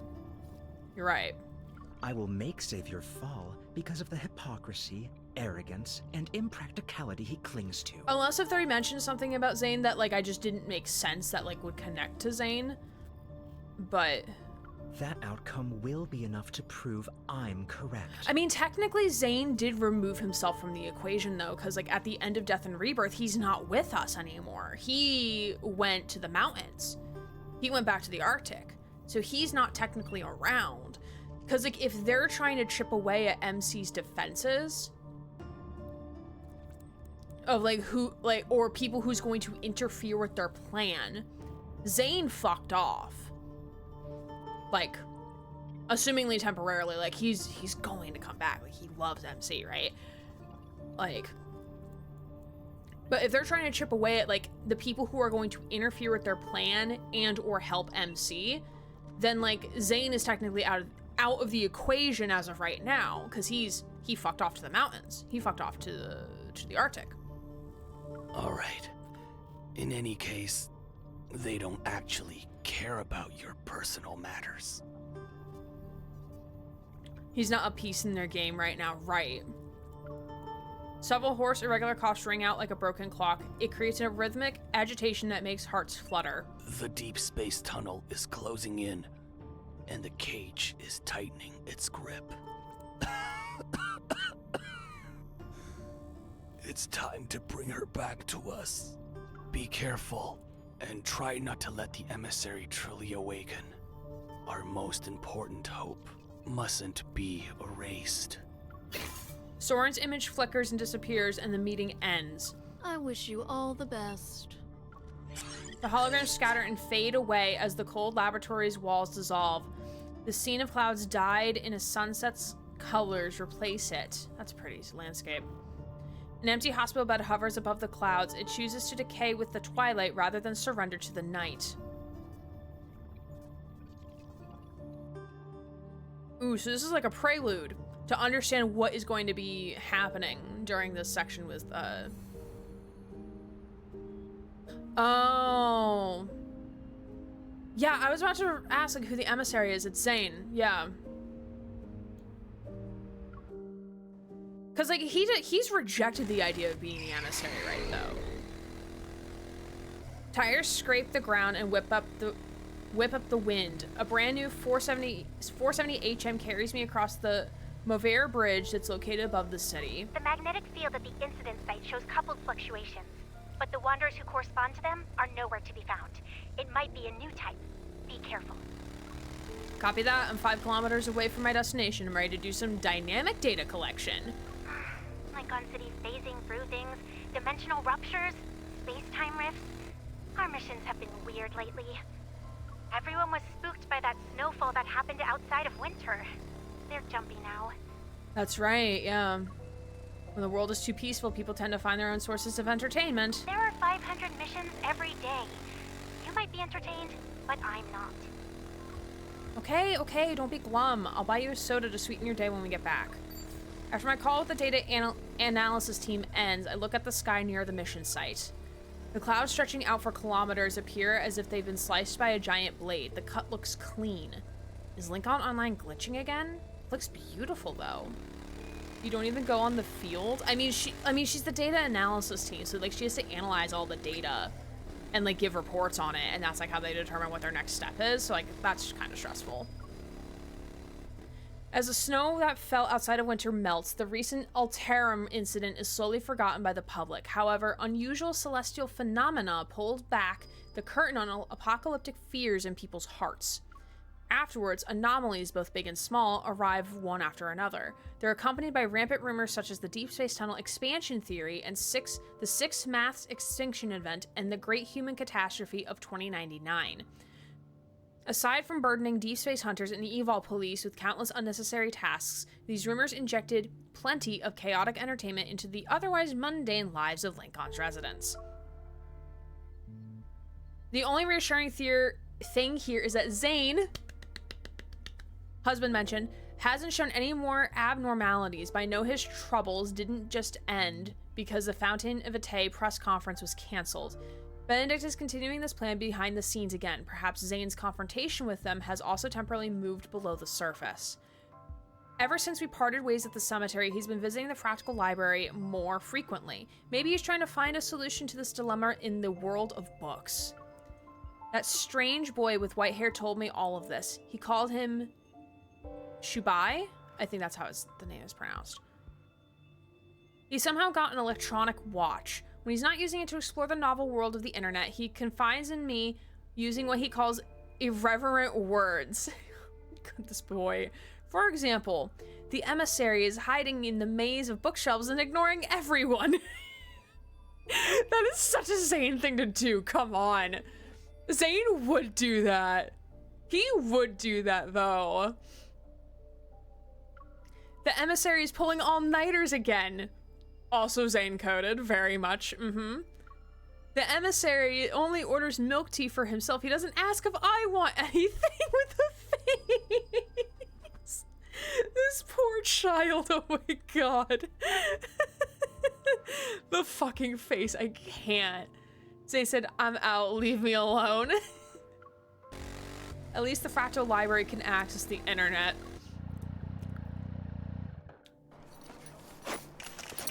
I turn off the motorcycle's engine when I reach my destination. I refocus, remove my helmet, and approach the edge of a buzzing crowd. Well,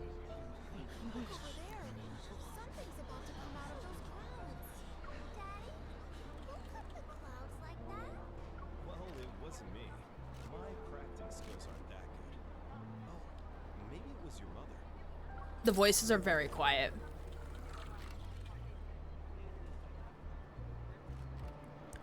On-site dynamic data collection will take 30 seconds. I'll check the records from the nearby stabilizer.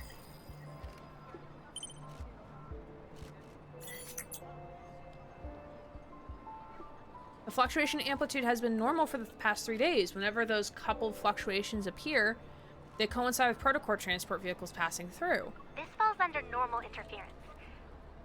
Dynamic data retrieval complete. Hold on. The results from advanced tech labs are back. There is a 0.51% chance of a wanderer appearing. Great. That's one more false alarm to our list. A lot of rare phenomena are just astronomical occurrences. We're probably paranoid. That's a good thing. A false alarm is better than an actual thing. Since the data has been verified, I'll close the case. Alright, commission. Wide-range pro-field anomalies detected in Lumia Estes District. Immediate on-site confirmation required. Objective: conduct joint investigation with Special Task Force to assess potential wanderer threat. Confirmed. Please don't block the area. The Special Task Force will confirm if this is related to highly dangerous evolvers. Deep Space Hunters are on their way. But that's me. I'm the Deep Space Hunter. Hey, don't use this as an excuse to stand on the trash can. Otto, the city inspector, will photograph and record everything. Yeah, that's Caleb. Pushing through the crowd, I pass through the light barrier the Special Task Force has set up. When I turn my head, I lock eyes with the officer on duty. It's you again.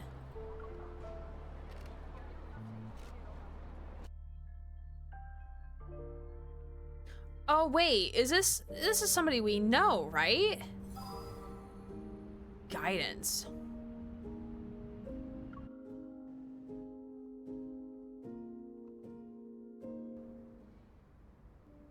This is the 5th time we've been assigned to the same mission, right?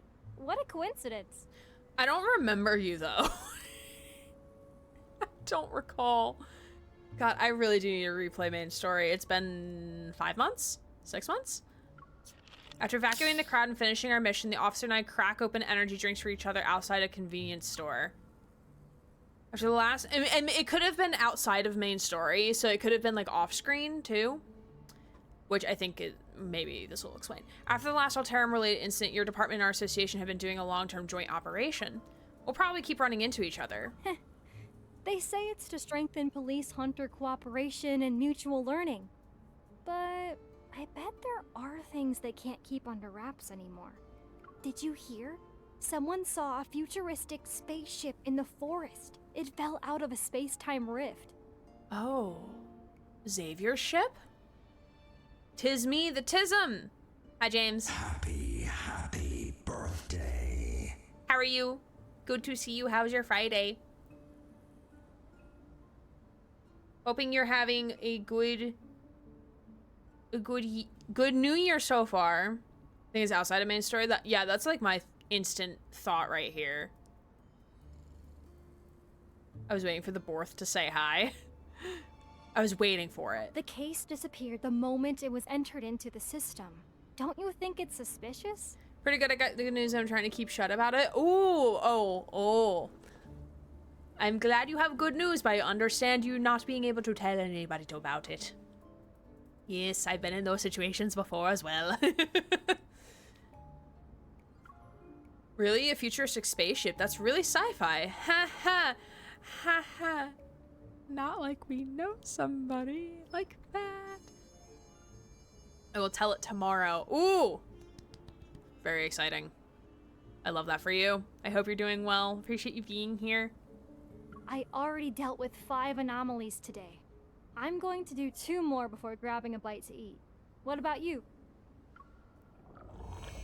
Oh? There's an extremely subtle disturbance behind me.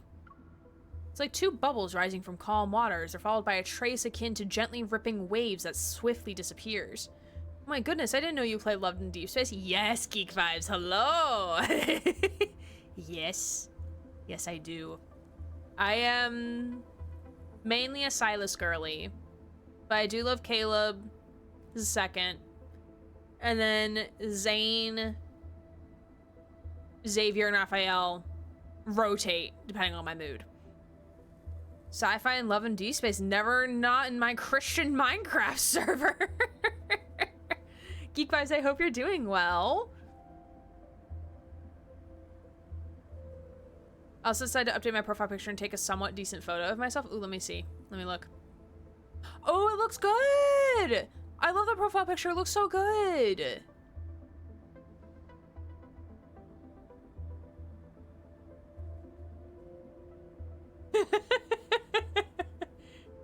Anna, thank you for sending me that. That's so glorious.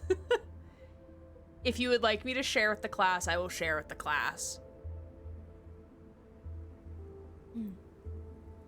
But Geek Vibes, if you also do play, let me know your mains.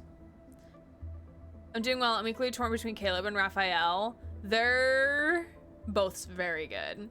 Raphael is growing on me a lot more now that I've like watched a lot more of his cards because I'm making a tarot deck for Love and Deepspace. Okay, I've gotten permission from Anna to share this wonderful image with the class.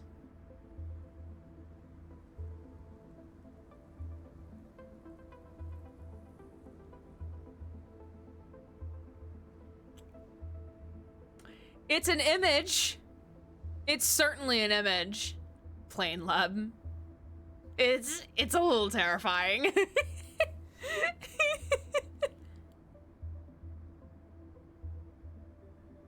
Teehee, I'm a Raphael girly.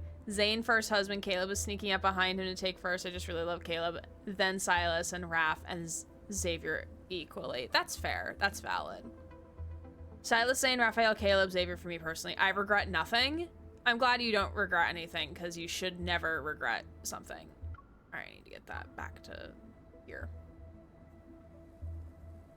I'm glad you're doing well, Geek Vibes. I appreciate you stopping on by. Yeah, we're playing main story because I have not played the updates yet. We're in the first chapter of the 4 chapters of For Our Yesterday. I'm not sharing my good news now. Well, good news, I'm not streaming tomorrow, so.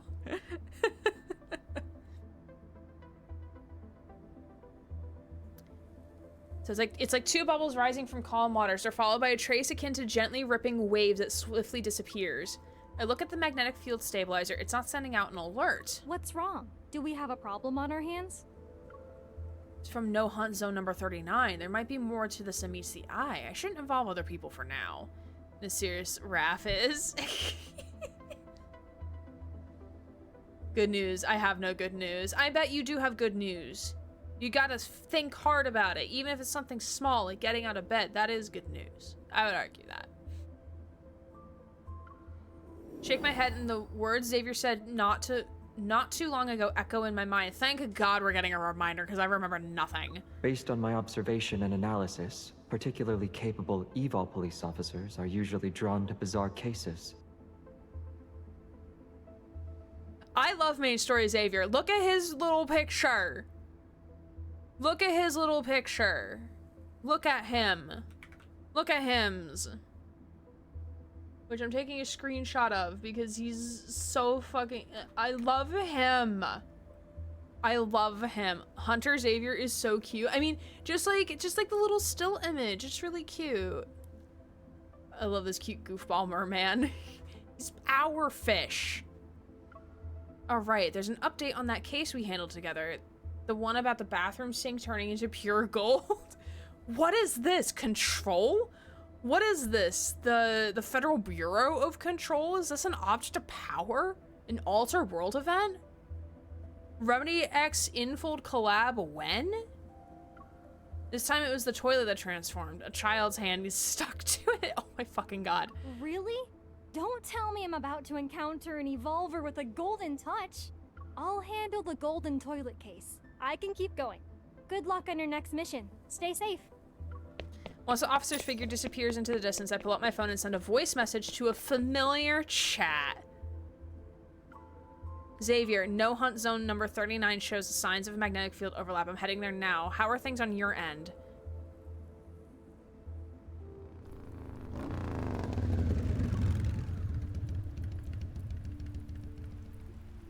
Have you heard Xavier sing? It's awesome. All of them are, honestly. I'm sure I have in the home module. I just don't remember. But they are all cutie patooties, honestly. I still need to invite Xavier to my home. Now I have all 5 of them who can now show up randomly. So after the next 5-minute break, we'll go pop into the home real fast and see who's there. Golden toilet case sounds like another version of Wild Goose Chase. It does, actually. Not me looking up Geek Vibe. You're torn between Caleb and Raphael. Gotcha. Okay. I have heard of them fighting to see who is in the home. Wait. Oh shit. Ooh. Maybe we'll see someone throw hands. That'd be kind of fun. No Hunt Zone number 39 was once part of the Lumia Estes district. It's where a large expanse of high-rise buildings was built along the waterfront to get a view of the river. But when the Chrono Rift catastrophe struck, the natural beauty and value that humans had assigned to it became meaningless. It said that No Hunt Zone number 39 wasn't supposed to be irrecoverable, but at some point wanderers began emerging endlessly from the building's overlapping shadows. It's as if a crack leading to some monster lair had opened up. You mean the Upside Down. Got it. Understood. The energy levels in the area significantly dropped later on and remained stable, and its danger levels are far below the average for no hunt zones. However, no one believes No Hunt Zone number 39 can be reclaimed. Someone said that Silas was in the home for like 5 seconds and Zane wanted to come in. That's so funny. Outside the perimeter, I've just parked my motorcycle when Xavier starts a video call with me. Hi, Xav. Are you alone? And are you sure it's a magnetic field overlap? It is. Those coupled fluctuations, like 2 bubbles bursting one after another on the water surface, are obvious. This isn't a false alarm from the association. I'll wrap things up here and find you. Give me 2 minutes. 2.5 at most. Main story Xavier, I love you. Main story Xavier, you're really cute. I love you in your hunter's outfit, sir. If you see anyone who looks like a backtracker, I'll quietly follow them. You told me this multiple times already. You turned into a worrywart with all this nagging, Xavier. Oh. I see someone who thinks I'm always nagging doesn't want the results about the biometric key. You and Jeremiah have finally figured it out? Tell me! It's the same as the preliminary examination. We can't unlock it. It will give me the Li polycule, please. All we know is that there's an unknown substance inside, and it's not a chip. You mean... We can only go to Soren and see if he can unlock it. He's familiar with the old Gaia Research Center. Why do we have to go to Soren? Because Soren wants to kill Xavier! So you'll have to keep moonlighting for me behind the association's back. I'm wearing it a lot lately on my main screen. Oh, you're lucky. He's been wearing his white hoodie for me. It's a win-win collaboration, but you make it sound like I'm getting a bad deal. Unable to stop myself from grumbling internally, I poke his smiling face on the screen. Who would have expected things to turn out this way 2 weeks ago? Flashback?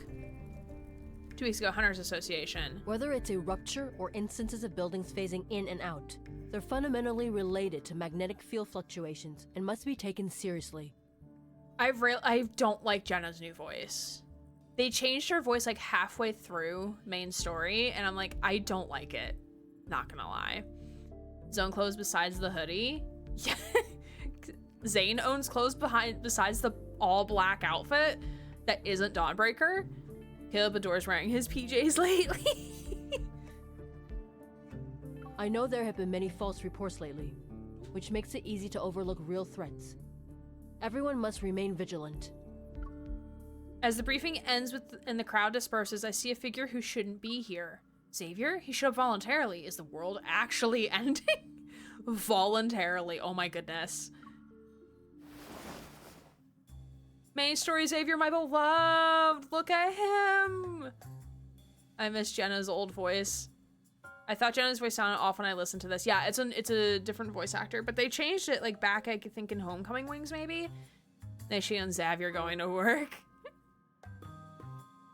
Well, I'm imagining, like, if he doesn't have to be here, then why would he be here, you know? Does Zane own other clothes besides the black shirt and pants combo with the sunglasses? No. No. Third myth outfit? He's never heard of her. Birthday outfit? Never heard of her. I know I have other outfits for him. I just can't remember them off the top of my head. In the usual deserted quiet corner of the Unicorn's building lobby, I raise my arm to block that sneaky figure's path. Fancy seeing you here, partner. We ran into each other in a corner. It must be fate. This isn't fate. I'm cornering you and skipping the small talk. Xavier, you're at the association because those abnormal magnetic fields are actually a problem, right? Yes. The issue is that the magnetic fields are abnormal. Wait, hold on. Hold on, wait a second. Xavier, come on. Those abnormal magnetic fields are actually a problem, right? Yeah, because the issues that the magnetic fields are abnormal. Sir, no. No, you can't do this. No, no, sir. No, no. Mm-mm. My other arm quickly rises and I promptly cut off his escape route on the other side.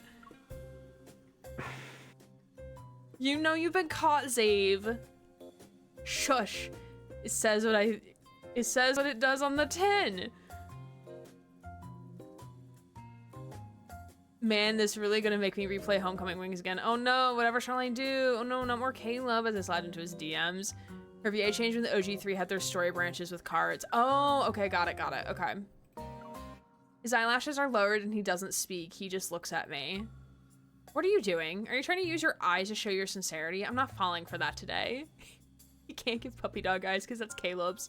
Then should I try a different approach? As he speaks, he furrows his brow, his eyes showing reproach. His expression displays disapproval. Not falling for this one either. Oh. The little oh. Wait. Oh. Okay, one more time for good measure. Oh. He's so cute. Oh. Sad puppy. Well, I guess I failed. I don't have another trick up my sleeve. Sad puppy. Sad puppy.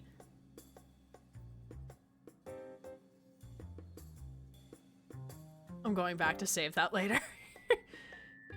Guess I failed. Don't have another trick up my sleeve. Yeah, that's going in the soundbite files. How dare he?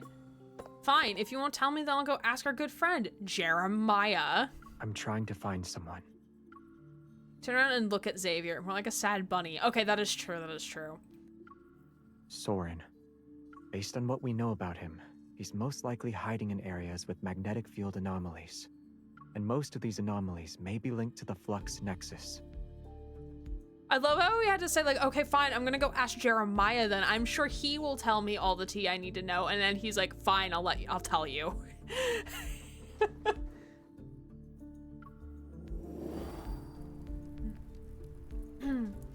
Aside from hiding in magnetic fields, are there other clues that can help us locate Soren as quickly as possible? Jealousy is a powerful weapon against Savior. Recently, some backtrackers I've lost contact with have returned to Lincoln secretly. They left the backtrackers to follow Soren. I also visited Isaiah today. Back then, he left the backtrackers with them and they all joined Ever. Soren's whereabouts? I'm afraid only Isaiah would know. I've heard the name Isaiah before. I saw him at the psychiatric hospital too. That time, I was doing a Wanderer Defense seminar and happened to run into Xavier, Jeremiah, and the person they hid behind them. He was a strange young man who appeared to be mentally ill, yet he stared at me with a starched gaze and said he knew me. According to Xavier, Isaiah had already escaped with a lot of Ever's classified information. He was on the run for a while. When they saw him again, he had already become dazed and confused. He also lost part of his memory. I haven't seen Isaiah in a long time. Jeremiah must have moved him out somewhere else. How has he been lately? Did he remember the grievances and entanglements between you? Does he still remember Soren? Jeremiah will be forever Xavier's greatest nemesis against Xavier. Still need to finish description of that card. Which card? He's missing. Oh shit. What? Did Soren kidnap him? I don't think so. I went to the cottage where Jeremiah had him staying. All his clothes were still there. The only thing missing was the Order of Lightseekers uniform.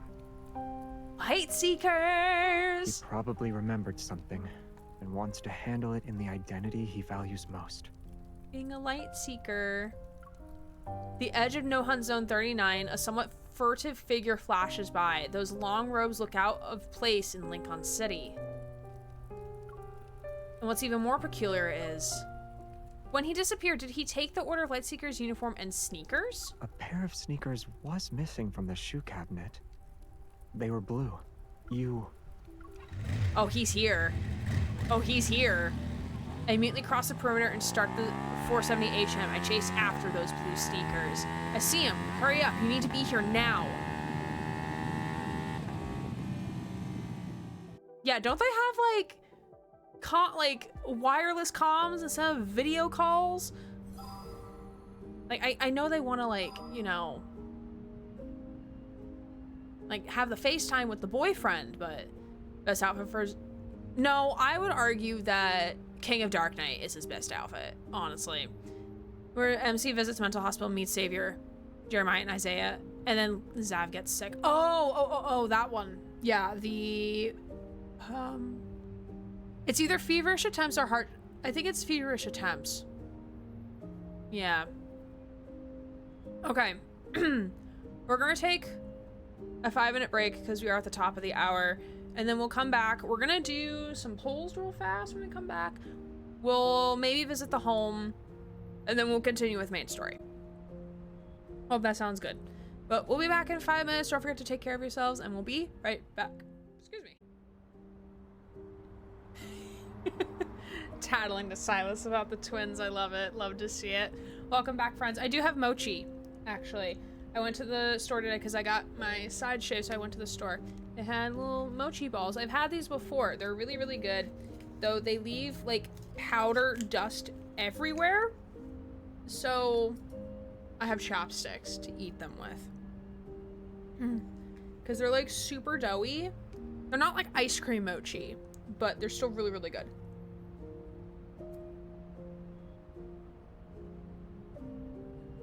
Mmm. It's so good. Okay. Before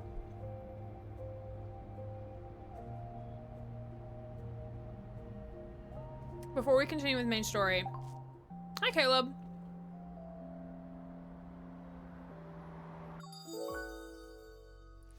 We're gonna do Galaxy Explorer shirt real fast.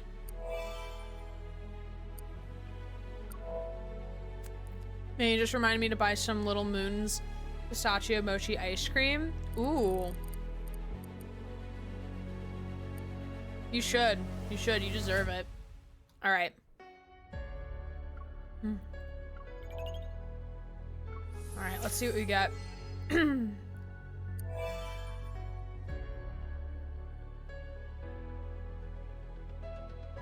Okay, so we got some shards. Okay, that's not bad. Okay, then I'm gonna do that one out there real fast. Also, I love the music for this banner. It's so fucking good. Reminded me to buy some Little Moons. Me and my mom once tried to make mochi. We mixed some ingredients wrong and we couldn't form them, but they were still yummy. Oh, that's unfortunate, but glad it still turned out good. All right, so right now, Caleb is my precise witch. Gamble! Gamba time! All right.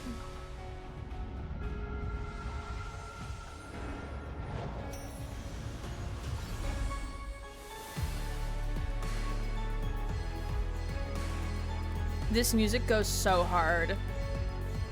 It's so good.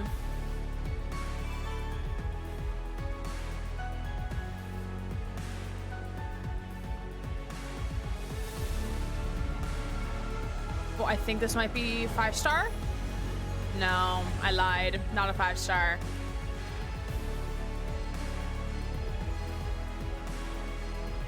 Oh, this music is so fucking good. This is probably my favorite limited banner music so far. Oh, he's coming home, maybe Hard Pity.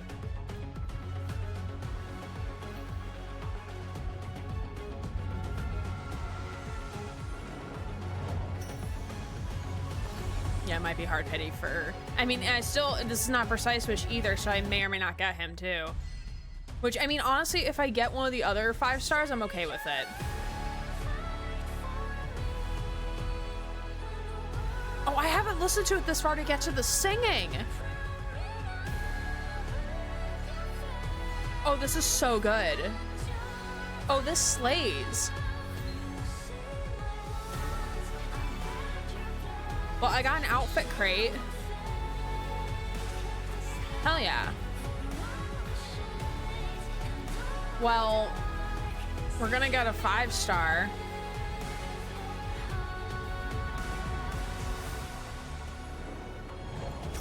There we go, that's the 5-star. Okay.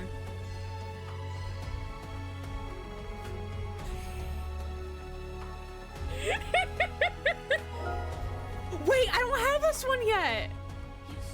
Okay, I can't be mad. I can't be mad. I can't be mad.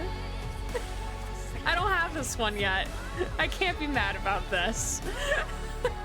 Hold on, I have to mark off that I got this one now. Hold on. While we listen to this wonderful music. Zane, how dare you, but also how dare you?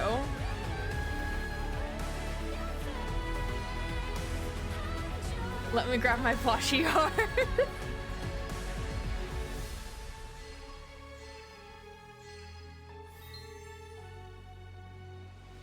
Dang. But now, hey, we're guaranteed.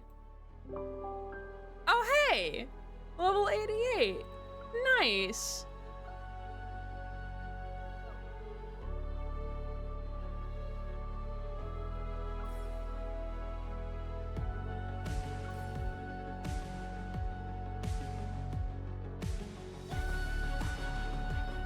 God, this music is just so fucking good. Fire attack! Find it hilarious that when you want to pull for Zane and got Silas, but when you want to pull for Caleb, got Zane. I mean, and like for my first pull of this card, my precise wish was Silas and I got Zane first. Bye, Geek Fives. Appreciate you hanging out. There will be a VOD afterwards. If you want to see us go through more main story later, you're more than welcome to do so. Hopefully work is a good time. All right, I'm gonna do one more poll because we're close to getting the 5, so I'm gonna do one more.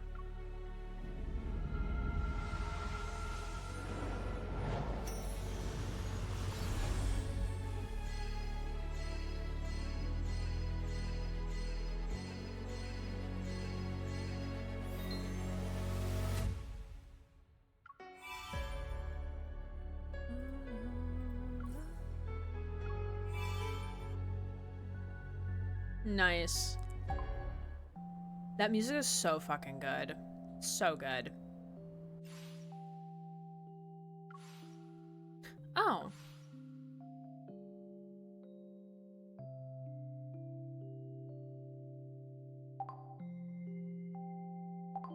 I forgot that populates when you get new things. Okay. Okay, but I don't know what outfit I want, though. All of them are so good. They're so fucking good. I think I'm gonna wait. And I'm waiting on using this one until the fake Pulse Hunter comes out. Then I will actually use this. Because I would love approaching, or that's not approaching dusk.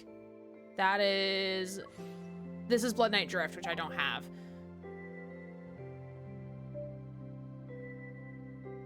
No, these are all like really good cards, or like a lot of these are good story cards, generally speaking. So I'm waiting to use it. All right, let's do the post. I was right to bring you along. You're my little cutie patootie. Then, hi, sir. He's just a little cutie. I got the only Caleb card I didn't have already. That's valid. That's fair. Oh, wait. We can make a new one. Hold on. Oh, heartfelt game. Oh, kitties. Can I move this? Oh, kitties. All right, hold on. I got to mark off that I have this one now.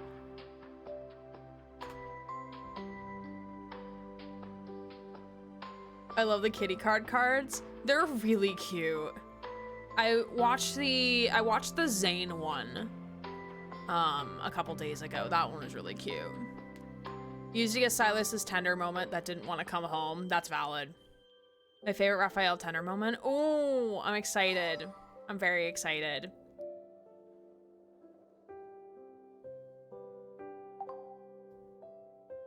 Aw, little cutie. Thank you for the diamonds. Okay, now I'm gonna go through to see what I have duplicates of already so I can get more diamonds so I can do more polls later.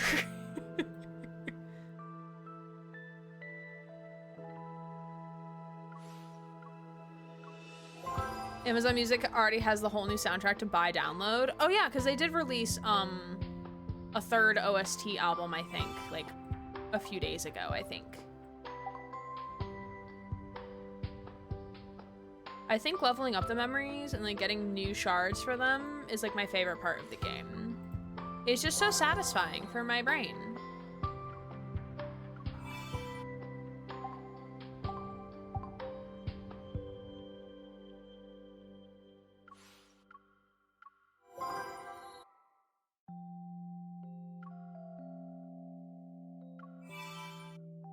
"45 songs in 1 hour long?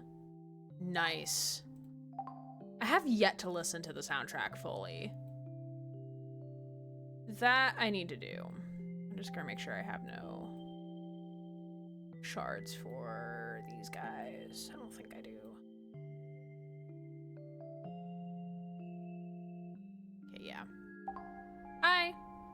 Hi, Caleb. You know, they say sunflowers always face the sun. I guess it's because trying to find warmth is normal. I'm not an exception to that rule. Okay, bye, sir. Okay, we're going back to main story. All right. Okay. Another royal. Chapter 4.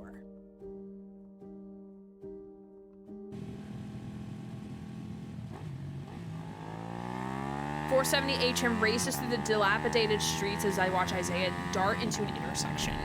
He entered a narrow, winding alley squeezed between two tall buildings. Who knows where it leads? He wasn't in the best place when I saw him last time, but he's still a backtracker, so I shouldn't underestimate him. I love this music. I stop at the intersection to think for a moment, then I leave the motorcycle running and quietly get off. I'll approach the alley's entrance on foot.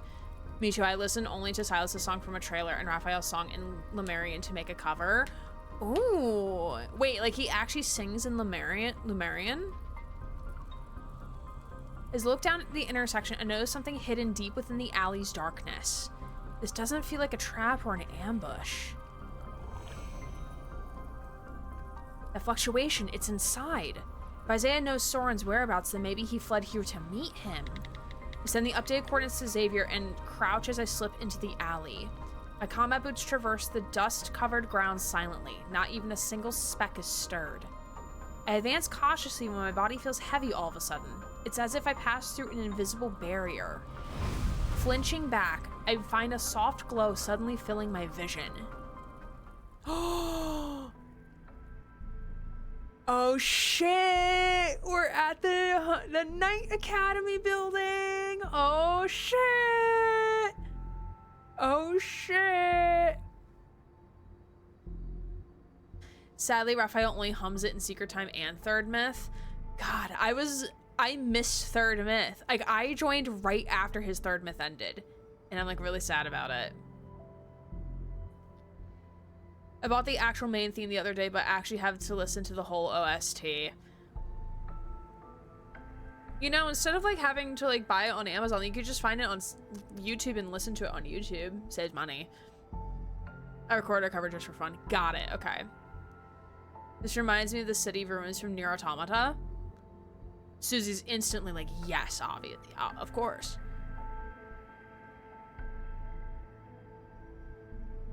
I thought the exact same. Oh, well, you're the only person, James, I can talk about this to. What's going on? The narrow alley is replaced by a spacious stone street that leads to a plaza. At its center is a massive sculpture. I step back and turn around, but I don't return to the familiar surroundings. The sensation beneath my feet is so real that it's undeniable. I experienced this before in the other magnetic field overlap I've dealt with. In a park, a vintage stable appears out of nowhere. Stairs leading to a rooftop turns into a mural. A well materializing next to a platform. But none of those anomalies were as vivid as this. It really feels like I traveled into another world. How long are you going to stand there like that? Huh? That somewhat haughty voice belongs to Isaiah, who looks even more arrogant than he sounds.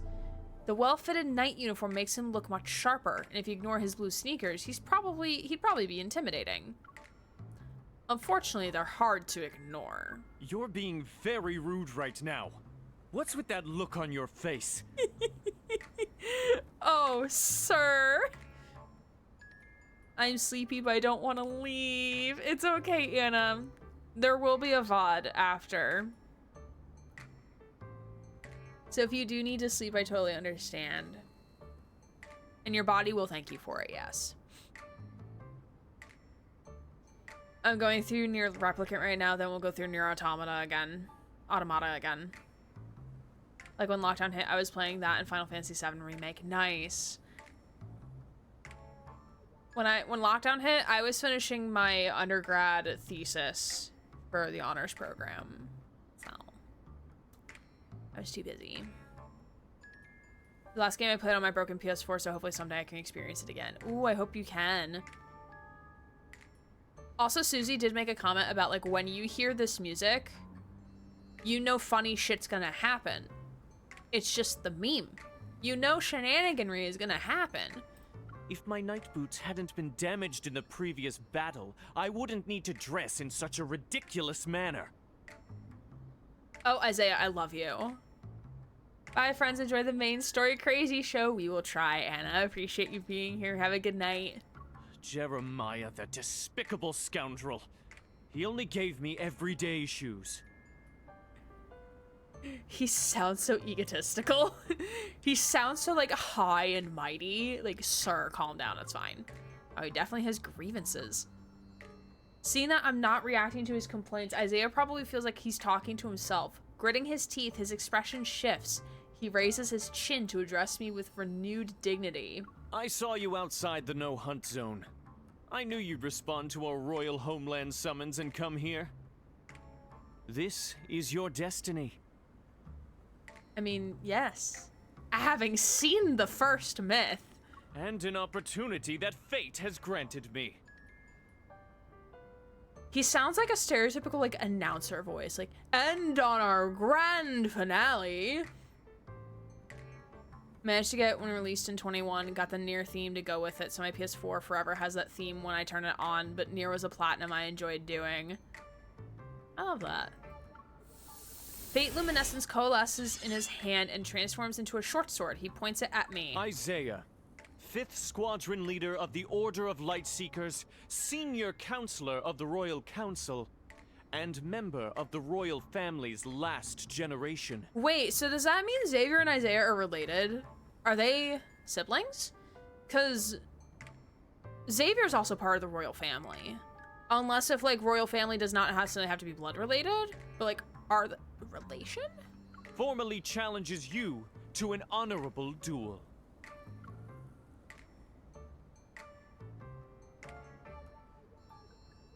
I was about to say he has Disney villain with him, but with a big chest and dick. Got early graduation in the beginning of April of lockdown, so we had literally free time until September, so I spent it on a top 5 game for May. My wallpaper was the Final Fantasy VII Remake Japan wallpaper that you had to make a different account located in Japan to get it. Oh my goodness. I admire the dedication, James. Hunters have rules. Sorry, Deepspace Hunters have rules. I can't accept your challenge. Are you treating me like a child?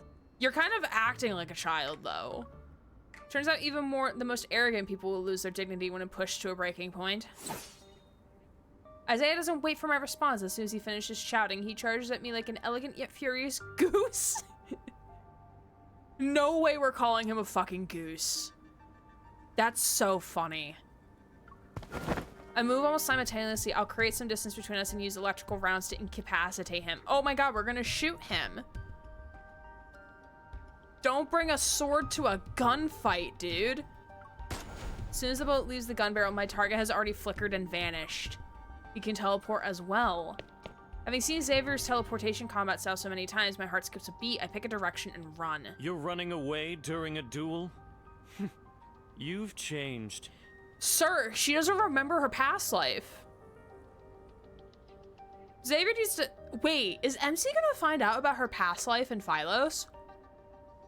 About how she was the queen and Xavier just left her here? She about gonna find out about that shit? Look back. Isaiah is now standing where I have been, his sword slicing air. He looks in the direction I fled to, and his figure flickers and vanishes once again. Enemies who can teleport are so annoying. Xavier's weakness. What was it again?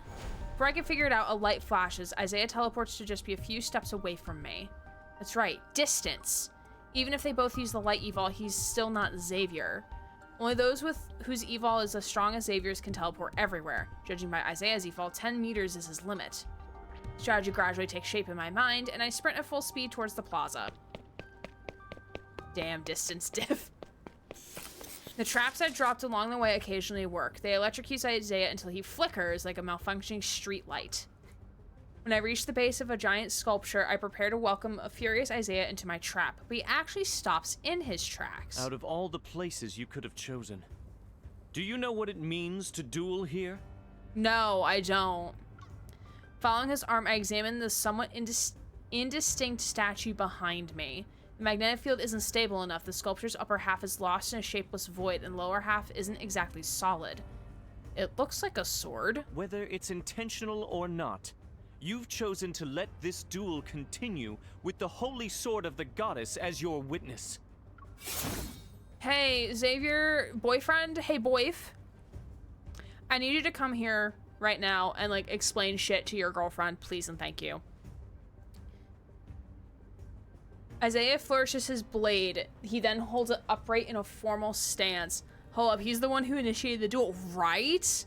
But, like, I think he's under the guise that MC knows what happened here. But she has no memory of what happened here, of one of her past lives. She has no memory of it. I shall treat this more earnestly and give it my all. You know who you know what he's reminding me of? Theseus.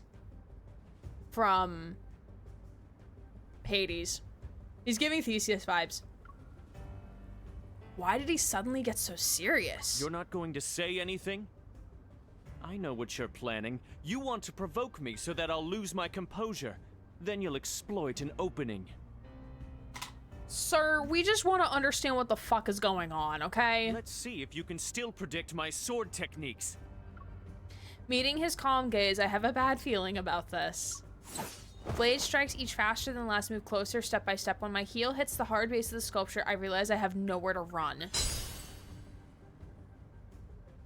I gotta go. Have a good stream. Good night, guys. Night, princess. Appreciate you hanging out. Hope to see you in the future. Clang. Save your boyfriend! Boyfriend!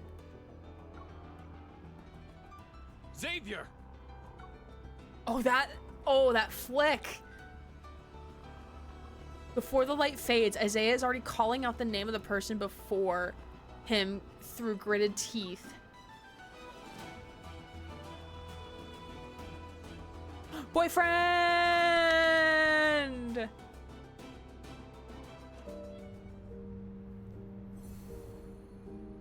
Duel in Lincoln. Oh, that's what it means by another royal, because they're both royalty.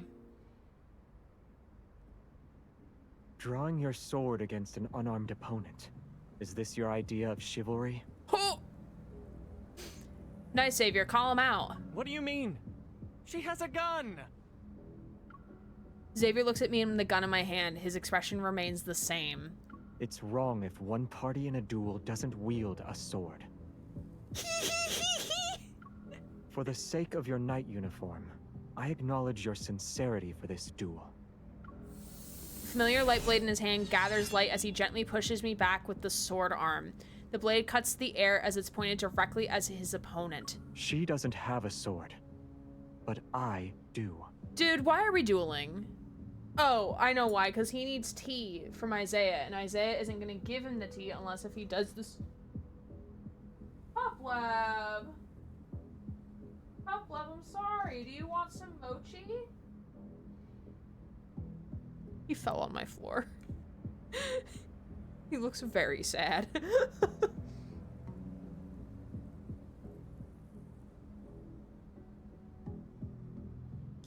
Also jealousy too. Oh, that is true, that's true.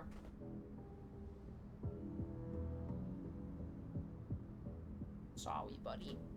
I'm sorry. Okay. Do you think I'm stupid? I didn't win against you last time, so I won't. Similar to how Isaiah didn't give me the option to reviews, Xavier doesn't wait. Look at him. Look at this expression. He's so hot. I don't understand how anyone can hate any of the love interests. Like, look at him. I'm not even a Xavier main. Look at him. Look at him. Look at this face. Look at what he's doing. Like, is this not hot? I love it when Xavier has the no shit expression. Like, I'm gonna royally fuck you up. Xavier means business.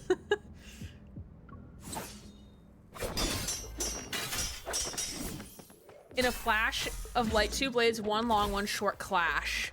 At first, I admired the intensity of their battle and the excellence of their swordmanship. This is a flash warning if I've ever seen one. But then the flashing lights, bright and dim, become so dazzling that I can no longer make out the fight's progress. Finally, a cry of pain cuts through this thorough display of light pollution. MC, no. Girl, no.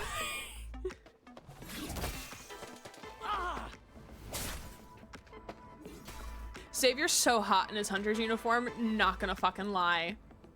He's just so hot. One long, one short. Teehee, dick sizes of swords. Teehee. Caleb is getting a lot of hate right now, and I honestly feel so bad. I mean, part of it is like the localization stuff. Like, I haven't read the 5-star card, so I can't like give like a proper opinion, but like, tropes are gonna trope. If you don't like something, you don't have to watch it. Like, I understand people being like shocked and surprised, but like, I'm glad that Infold is kind of taking more risks with things. And again, this is without having read the card. Like, I only know like implications of like what was said and implied. Some people may speculate it may be a mistranslation, but I do not know all the information, so I can't give like a full opinion. Like, I understand people are upset, especially if like they understood like the trope of like them being like siblings but not siblings, so like not blood related siblings, but like don't want them to be like actually incestuous within the myth card, or like the AU card, not myth card. But like, everyone still has the right to enjoy media that they enjoy, and if they don't want to like a certain card because they don't like the content of it, then that's their choice, you know? I don't think we should hate the character because it's not the character's fault. I mean, if it is a true mistranslation, then that's on the writers for not translating it properly, you know? Honestly, like, all of them are not perfect. All of them they're not all green flags. Like, sure, they do have green flag tendencies, especially like when we're doing like the dating stuff, generally speaking. But they're all not green flags, and we shouldn't act like they're all green flags. They all have red flaggy tropes with them. Some may vary more than others, and I do understand that people do have trauma in relation to like perhaps incestuous relationships or like assault within a family, you know, that type of thing. But like, for some people, like, this is actually like working through these tropes and seeing these tropes in fiction can be healing. And also fiction gives us a place to explore these tropes in fiction. Like, because as an example, like, if I say like I enjoy this thing, does not mean I'm gonna go out and do that thing, you know? Because like, again, it's fantasy, it's fiction, right? Because fiction gives us the space to explore those topics in a fictional world with fictional characters, you know? So, if it is a proper mistranslation, then it's a proper mistranslation. If that is what the developers have intended for the character, then we as players need to accept it and move on. Or you can ignore that card, because again, it is an AU. It's not canon. It's an AU. We don't know if this is necessarily going to come up in main story, because again, it's an AU. We don't know if that's going to be like anywhere near relating to what's going to happen in main story. But people are allowed to like it, people are allowed to hate it, but I don't think we should be dogging on each other for like liking it versus hating it. You know? Anyway, that was a really long tangent. An important tangent, but a long tangent. All right, let's go back to Piss Boy Isaiah over here. I guess we have the three musketeers of Xavier, Jeremiah, and Isaiah all pining for our love. I'm like half joking. That's probably not true. Whether bright or dim, all the lights have now fallen silent. Isaiah rolls across the smooth stone pavement until he comes to a stop in front of me. All the honor you wagered now belongs to her. He's so hot. On what grounds? These grounds, the two that my feet are standing on. On the grounds that you lost. Pouty Xavier. Hold on, wait a second. I'm getting a screenshot of this. Pouty Xavier?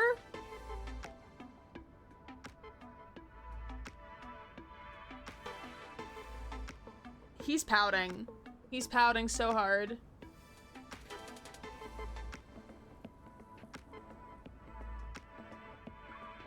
Fine, it's pointless for me to take it anyway. I also love he sounds proud and royal while Xavier's like, hi, I'm Sleepy Boy. He's just arrogant. Xavier, you cutie patootie. Xavier can't help but chuckle, and judging by how Isaiah's glaring at us, it seems like he's nothing more than to leap up and stab his sword through both of us. I crouch in front of him and pick up a badge that fell off his uniform. Since you lost, I should be able to ask a few questions. You escaped and came all the way here. Why? This isn't the place to do an interrogation. The magnetic field isn't stable. Let's take him back and question him properly. I look at Xavier and he gently shakes his head. Soren isn't here. All right. Seeing a band of light as thick as hemp rope appear in Xavier's palm, Isaiah rubs his wrist as he gets up. Hatred tinges the words that leave his mouth. Don't you dare tie me up. I am the 5th Squadron leader of the Order of Lightseekers, senior counselor of the Royal Council. Will you promise you won't try to run off again? Xavier's like, I heard this shit before. I don't need you to repeat your title to me, sir. The holy sword of the goddess shall be my witness. It's the first time Xavier looked directly at the statue known as the Holy Sword of the Goddess since he arrived here. Also, it is important to note that Xavier can tie people up with his evol.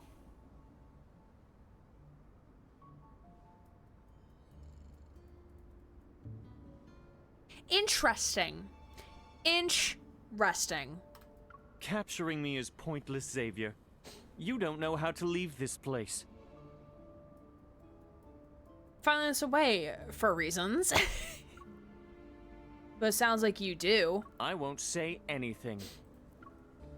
You're one of us now. What you know, we know. How am I one of you? Even a defeated enemy is still human. As he speaks, ribbons of light flow like water and form a secure knot around Isaiah's wrist. You! Stop being evasive. Just tell us how to get out. You won't want to be tied up forever, right? Xavier walks over to stand beside me and crosses his arms. With a calm confidence, we look at Isaiah. Isaiah maintains a composed expression while gritting his teeth, and he reluctantly gestures at me. Breaking through a magnetic field overlap is difficult for others.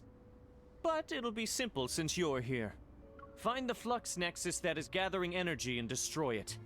Then the energy will disperse. The field shall collapse soon after. I'm sorry, I completely missed that. Can you repeat that, Finn? Find the flux nexus that is gathering energy and destroy it. Then the energy will disperse. The field shall collapse soon after. I crouch and place my palm on the ground. I'm about to resonate with the surrounding environment, but Xavier pulls me back. Don't act rashly. If it just involves destroying the flux nexus, then I can do it too. Of course. One massive evol burst can make any magnetic field explode. Assuming you don't have that thing on your neck. Zaya lifts his chin to expose his throat and mockingly taps his nape. Otherwise, it'd be suicide. Let me do it. I pat the back of Xavier's hand, then I close my eyes and activate my evol to search for the flux nexus in the magnetic field. Going to where the energy converges, I discover that the flux nexus isn't very strong. I use the resonance evol to destroy it. The swirling Abnormally concentrated energy disperses like lambs released from a pen.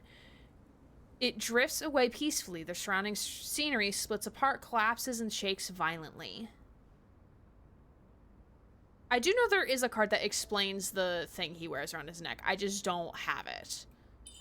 Taking one last look at the blurry visage of the holy sword of the goddess, I suppress a strange feeling welling up in my heart and grasp Xavier's outstretched hand.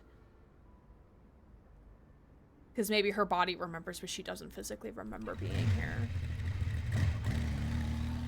470 HM speeds away, and the commotion fades with the receding dust clouds. This part of the urban ruins returns to its lifeless state once more. It's past midnight. Thick fog rises around among the towering buildings, and it silently creeps up their exterior walls to engulf them. 3 hooded figures walk into the fog and stir eerie ripples in their wake. We can't get in now without an anchor point. I didn't expect her and Xavier to charge in. It's all because of Isaiah. When he goes crazy, he's not afraid of anything. Did she see the holy sword of the goddess? Do you think she'll remember us? And Philos? Okay, it bothers me how they pronounce it 2 different ways. Is it Philos or Philos? I've heard both pronunciations within the game. Backtracker acting as their leader crouches down, and her palm hovers over the ground. The chaotic traces are washed away as if they were cleansed by water. The cracked road beneath seems corrupted like code that's glitched out. A small section transforms into a weathered, heavy slab made of pure white stone. Soren didn't lie to us. It's real this time. He actually did it. Now, waiting is our best offense. But Soren specifically asked us to work with Ever's cleaners to intercept and eliminate Xavier and the others. The others? So the other Lightseekers? Does that also include Her Majesty and Jeremiah? Oh, because they know her as the queen. They shouldn't be able to stop Soren's plan anymore. Is this really necessary? Oh, shit. The backtracker falls silent. She presses her hand against the stone slab to slowly, reluctantly caress it. Soren isn't a qualified leader. It's up to you if you want to follow his orders. I swear to God if Jeremiah dies. Regardless of whether his heart is consumed by hatred or blinded by madness, what he's doing hasn't betrayed the backtracker's original goal. Oh, Caleb, I'm sorry. I keep knocking him off his pedestal. Maybe. I should have gotten more mochi. This shit's good. Until the outcome is decided, I will never give up. This is my responsibility as a backtracker. It also involves my honor as a person. He knows chocolate is bad for him. An unknown path ahead and giving it our all. If we're still hesitating at this point, we'd be too weak. If everyone could always be like Xavier, the backtrackers wouldn't have split up or ended up like us.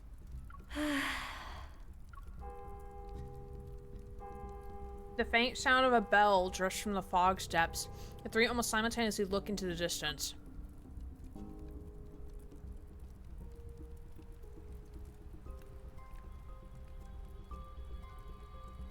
Classical buildings of varying heights cast shadow that flicker in and out of view. They vanish as quickly as they appear while thick fog surges with hidden currents.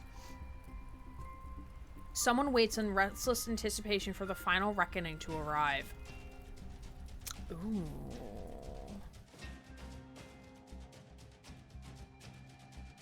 Ooh. Questioning at Philo.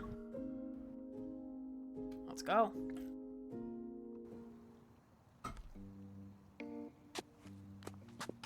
After leaving No Hunt Zone number 39, we escort Isaiah back to the flower shop. His hands are bound by bands of light. You promised you wouldn't tie me up, but you went back on your word. I'll dismember you, turn you into custard to spread on bread, and eat you! Jesus, I wish I could save these lines. I would like to save them, please. You don't like custard. You don't like custard? Custard. They said they wouldn't tie you up. But did I say that? I'm pretty sure I didn't. Jeremiah. Now in Jeremiah's territory, he grabs Isaiah in one fluid motion and throws him into the chair. Then he pulls out plastic zip ties to secure him to his back. Seeing the lucky bamboo nearby wrapped up, Isaiah kicks his legs in a panic. A bucket of herbaceous peonies, grade A with a black label, falls over. The flowers lie scattered on the floor. It looks like Jeremiah has reached his limit. Oh no! Can I knock him out? Yes. Yes, absolutely, sir. That's not a good idea. Do you really think he won't betray us again? Without saying a word, Xavier drags over a high stool and sits down. He slightly raises his hand and creates 4 walls of light that surround Isaiah. Why would you use our family's punishment on me over something this trivial? How insulting! Oh, so they are technically related. Okay. Huh? This is baffling to watch. I nudge Jeremiah with my shoulder. What's the relationship between these two? He's from the Felosian royal family. He's Xavier's younger cousin. He's always had a bone to pick with Xavier ever since he was born. Brothers?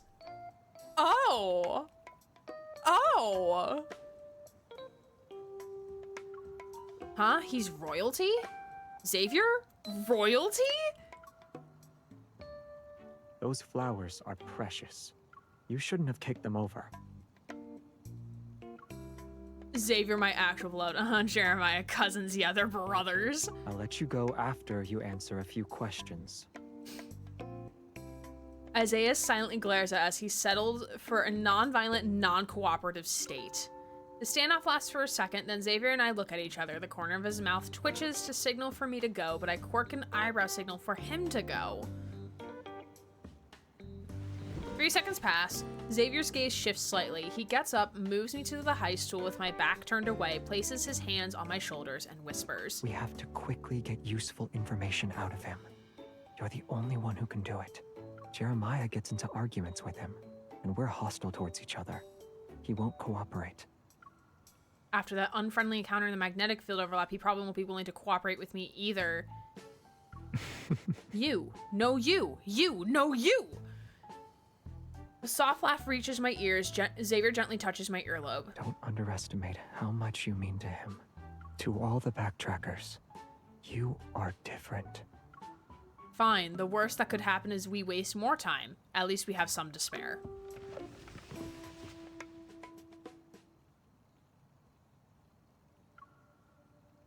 Xavier turns me in the stool to face Isaiah. I clear my throat before addressing him. Why did you run away? Why did you appear near No Hunt Zone number 39?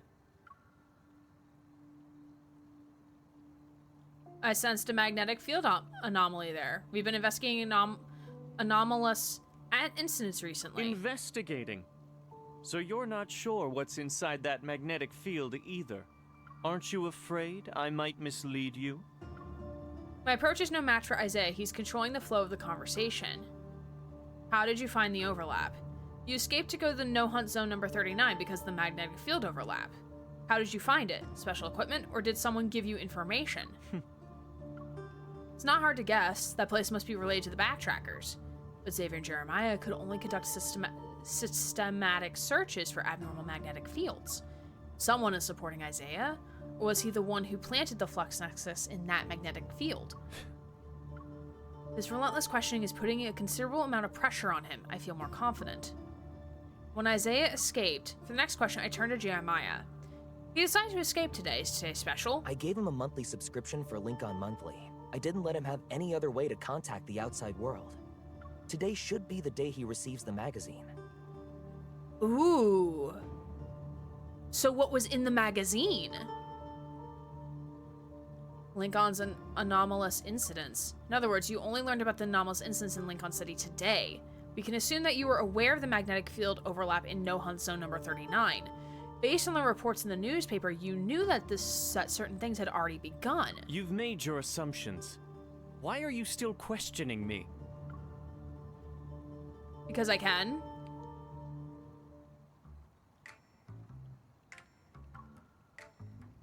Don't mind me taking pictures. Isaiah looks at me listlessly, his stubborn defiance gradually fading away. At least Jeremiah gave him a magazine. No Hunt Zone number 39 was one of the locations Soren selected. It was the closest, so I just decided to confirm it. I never thought. Everyone underestimated Soren. Not me. I always knew he wasn't someone you could mess with. I didn't doubt him either.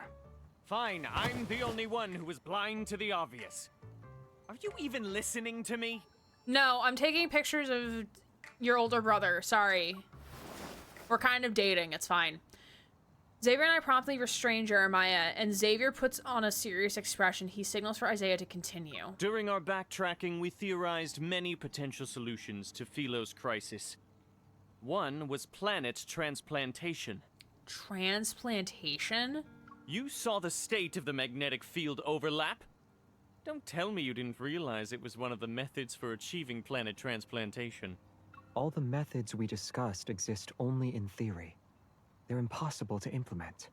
Then how do you explain what we saw inside the magnetic field?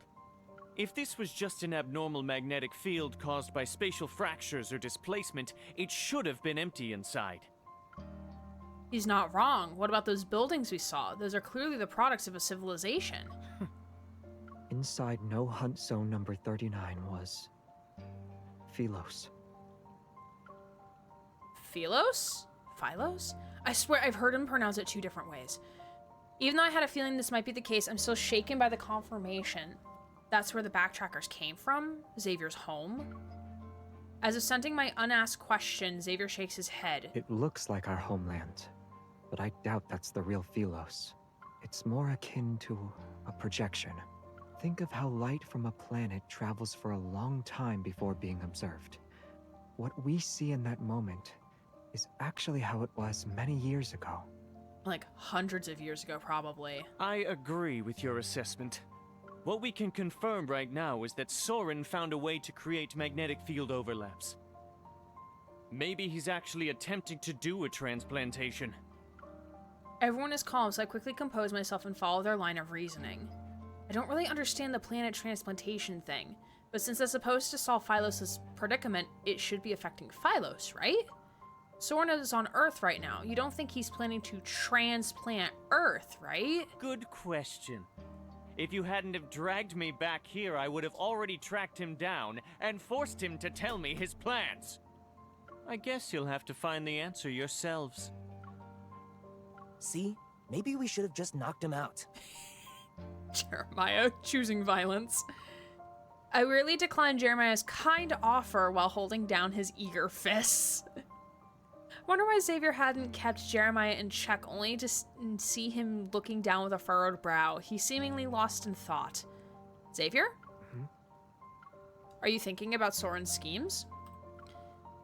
I can't figure out what he's planning for now, but maybe we don't need to know. I love Jeremiah so much, I will riot if anything happens to him. I think Xavier will full out have a mental breakdown if something happened to Jeremiah. If we obsess over trying to predict his moves, we'll be easily led around by the nose. We don't need to know everything. As long as we can identify a general pattern and strike the vital point, we can still achieve our goal. And Soren is clearly the vital point in all of his plans. But how do we convince him to give up once we find him? We don't have to. Xavier blinks. At worst, we can follow Jeremiah's advice and knock him out to control the situation. We're taking his advice. Cool. Great. Awesome. I guess knocking people out is the tradition passed down between backtrackers. Xavier nods in a slight bashful manner. It's as if someone just praised him. I'm speechless. Meanwhile, Xavier raises his finger. The light walls and bands of light around Isaiah's wrist scatter into specks of starlight before dissipating. Aside from No Hunt Zone number 39, what are the other locations Soren selected? Are you planning to search through them one by one? I advise you to reconsider. When you were captured by Eva, Soren also participated in modifying your suppressor. The rest of us will have better odds against him. Isaiah analyzes the situation calmly, even though his dissatisfaction with Xavier is evident in every word. The magnetic field overlap is Soren's all-or-nothing gamble. He won't be merciful this time. Considering his access to Ever's resources, do you think he developed something that'll specifically target your suppressor? Probably. Soren modified your suppressor? What did he do? Don't worry. I won't let myself be at a disadvantage. You could remove the suppressor. That's the one thing we'll never do. Then you can sit back and watch Earth get torn to shreds. Isaiah let out a cold snort, his expression a mix of detached indifference and simmering anxiety. That very anxiety stirred a faint unease in me as well. Are the problems Soren caused really that bad? Isaiah tends to be a little dramatic when he speaks. I need to find a chance to ask Xavier about his suppressor privately. Everyone's exhausted. Let's get some rest. Soren is human too. Even when he's up to no good, he still needs to sleep. He keeps saying that, like, oh, you're human too. Huh. All right, Interesting. I'll take care of this guy. We can discuss how to sort out his situation tomorrow. Jeremiah gets up to see us off and uses an opportunity to sneakily kick Isaiah, but he dodges. Xavier and I pretend not to notice. We keep our gaze focused on what's ahead as we leave. Jesus Christ, Jeremiah. We turn the corner. Since the flower shop is closed and no one's around, we meet each other's gazes and burst into laughter. They're probably fighting right now. Let's bring them some ointment tomorrow.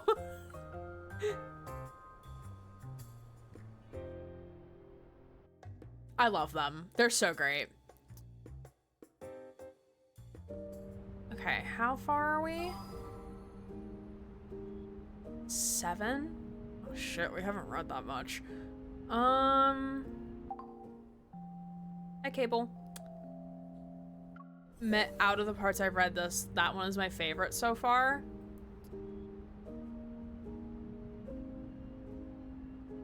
Ooh. Okay, we'll take a 5-minute break here and then we'll try to go and finish the rest of this chapter. I have chocolate around my mouth. It's fine. Everything's fine. We'll try to finish the rest of this chapter, and then we'll probably stop there for tonight. I'll probably play the rest of it off stream, just because I want to play it. I want to finish it. But we'll be back in 5 minutes.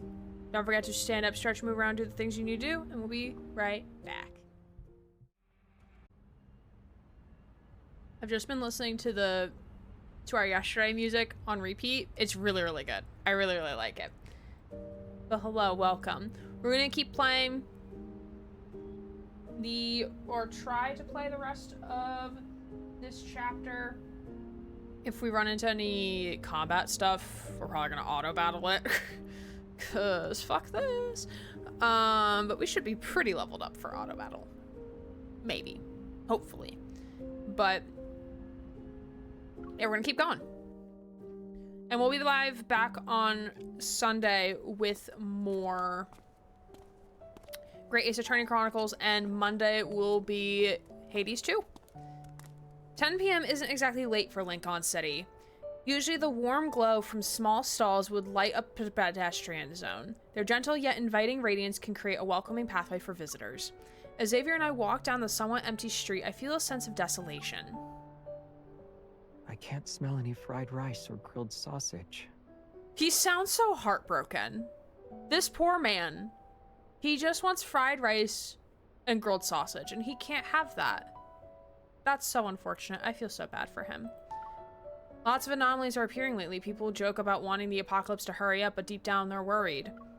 The convenience store should still be open. Do you want to go there? I'm not hungry. But you're always hungry. You're always hungry, sir. Are you sure about that, sir? I narrow my eyes and grab his shirt by the shoulder.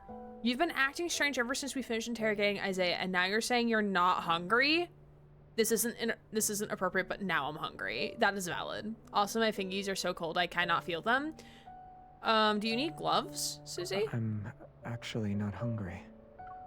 Unless there's a serious problem, you'd say okay and eat something even if you weren't hungry. True. I'm thinking about a problem. What? I'm thinking about... The silence around us makes Xavier's pause as he struggles to respond all the more obvious. Under my increasingly insistent stare, a finger is pressed against my forehead. It gently pushes me back. I'm thinking about how accurately you pinpointed Isaiah's weaknesses. Okay. Smooth, but incorrect, sir. You're thinking about your suppressor, aren't you? You've never met him before, but you knew how to deal with him. Did you just wing it? Xavier's being sly again. He's using the way I interrogate Isaiah to avoid my questions. He smiles innocently, but his eyes reveal a hint of mischief. I get it. Your brain is overloaded from processing too much information. So it wants to use me as a distraction to relax for a bit. Sir, no. Incorrect, sir. If you want to relax, I have plenty of ways to help with that. Oh. No thanks, knocking me out doesn't count as relaxing. I cross my hands above my head to block the palm that's moving above me. Do you think I only use violence to solve my problems? Mom's body is very temperamental, so when the heating is off, I gotta deal with being cold. That's valid. I never really thought about it that way before, but after Isaiah appeared, that impression has become more obvious. It's not my fault. Sir, do kiss and tell. Taking advantage of my relaxed state, Xavier breaks through my defenses and vigorously rubs my head with a considerable amount of force. Before I can even protest, his fingers press down on several pressure points. My tense mind actually feels at ease. Better? He's so cute. What the fuck? Also, hi, Jesse. Temporarily, but none of these problems have been solved. I also need to keep a close eye on you. These moments of relaxation are just a drop in the bucket. In the darkness, the light in Xavier's eyes seem to flicker for a moment. He lets out a soft sigh near my ear. You already know what I'm going to do, don't you? You want to find Soren by yourself. You want Isaiah to tell you the remaining locations, then you'll find Soren yourself. You won't accept that. No, I absolutely will the fuck not. Spot on. I wouldn't. I've played Nocturnal Hunt. I know what's gonna happen if you try to do this by yourself, Xavier. I know you. I know we have relevant leads, so we should find him as soon as possible. We can't give too much time. We can't give him too much time and let the situation spiral out of control. Hope you're doing well, Jesse. Looked like I easily dealt with the spatial anomalies today, but that was because of my evault in the Aether Core. The number of anomalous instances is increasing. If these things start appearing everywhere in the future, I'll be exhausted to death and still won't be able to deal with all of them. To ensure you're alive, we should catch Soren as soon as possible. Which means me going with you! The deserted commercial street has ironically become the perfect place for a serious conversation. In the middle of the road, Xavier steps near the streetlight while pulling me along. We're moving as if we're taking a leisurely stroll. I want to find Soren by myself, but I don't want to stop him immediately. Isaiah is right. We don't know what or how much he created with Ever's resources. He definitely prepared a few things that target me specifically. Isaiah wasn't being paranoid. If Soren completes the planet transplantation, the stalls, markets, and life as we know it will cease to exist. That can't happen. And if Philos were to return that way, it may not be the one we're hoping for. Feeling somewhat melancholic, I nod. I know the strategy he has is more or less foolproof. But you're not the only one who can do this. Compared to me, is there anyone who's more likely to escape unscathed from this reconnaissance mission? Me. Jeremiah? Isaiah? All things considered, neither of them are as suitable as I am. If I ignore what Xavier is actually saying, his nonchalant tone would make me think that he's discussing something as trivial as having more hair than anyone else. The fuck? Hair where, though? The problem is that your chances of escaping unscathed are greatly reduced, all because of that thing. Sensing my gaze on his neck, Xavier lowers his chin slightly, and his expression becomes somewhat complex. Then we'll think of a way to get rid of it. You're thinking about... Aside from finding Soren, you were also thinking about how to remove the suppressor, right? Xavier's about to answer, but after he glances at me, he stops walking and his eyes narrow. You sound eager. I'm coming with you. For what? Those two things. Removing the suppressor can't be easy. Something like that is comparable to undergoing major surgery. You need family or friends there to support you. Okay. Hot take? Where the fuck are all the live action shots though? I swear to God, there were so many in like the first 3 major installments of main story. Where the fuck are they? Why couldn't they just have this conversation? Like, why do... I don't know, I miss my mocap. I miss my mocap. This feels like I'm just reading like another like 5-star card story. I want my mocap. And I really want to go watch Long-Awaited Revelry again. I want to go meet Silas again. I miss Silas.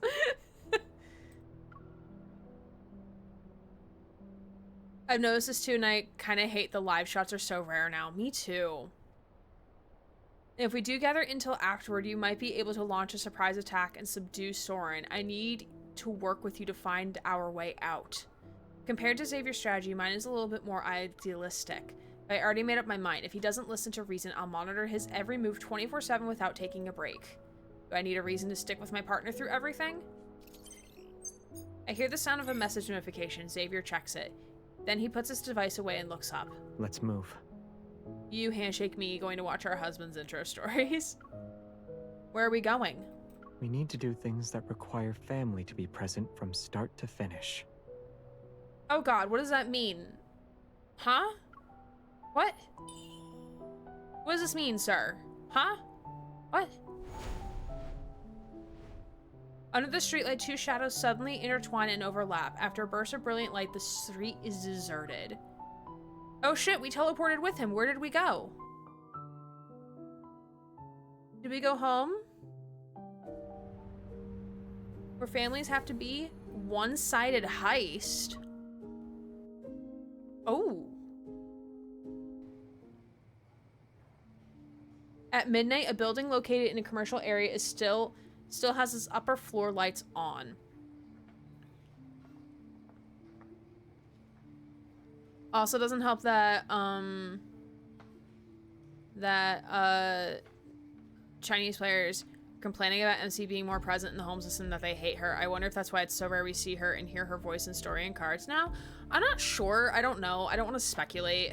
I do know that for some people, like, seeing their MC feels like the allies are cheating on them, even though MC is technically you, but like they want to feel like, oh, like I'm dating the character and not MC, even though we are technically MC. I don't like seeing my MC more because of the gender thing, you know, because like I can't get MC to look the way I want her to because I can't. That's why I don't like seeing my MC. That's why I don't buy many outfits for her, because like most of the outfits are skirts and dresses, and I'm like, no. Even though they are really cute, I'm like, no. Because at that point, like, it's not me anymore. It's MC.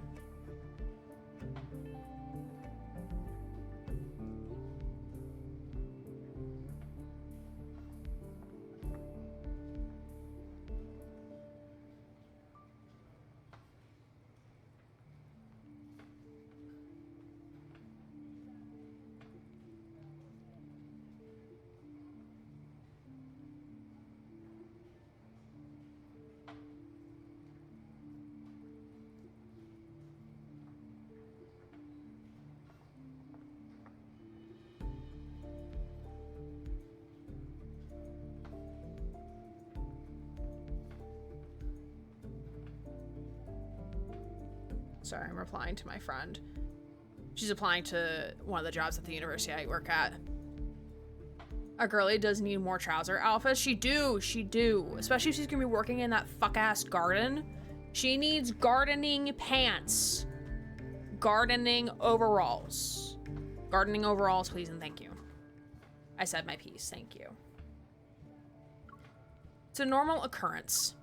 The well-dressed man finishes reading the documents in his hand. After confirming their accuracy, he feeds them into the paper shredder.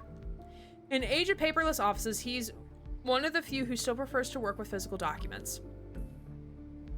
For certain intel exchanges, this tendency has become his signature style and calling card.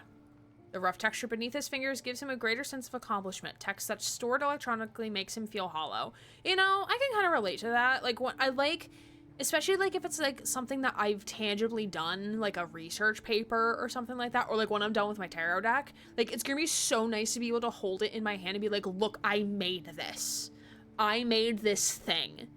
Like, that is so satisfying. Like, I wish I could have kept my binder, my cast binder, my capstone for my master's thesis. I wish I could have kept it because it was just, I organized it so well. They all had binder pages and page protectors, and they were organized so good. But I can't because they have to keep it for auditing purposes. And it makes me sad that I can't have it because it's just like so tangible, like to have like, I made this thing. This is a thing that I have done.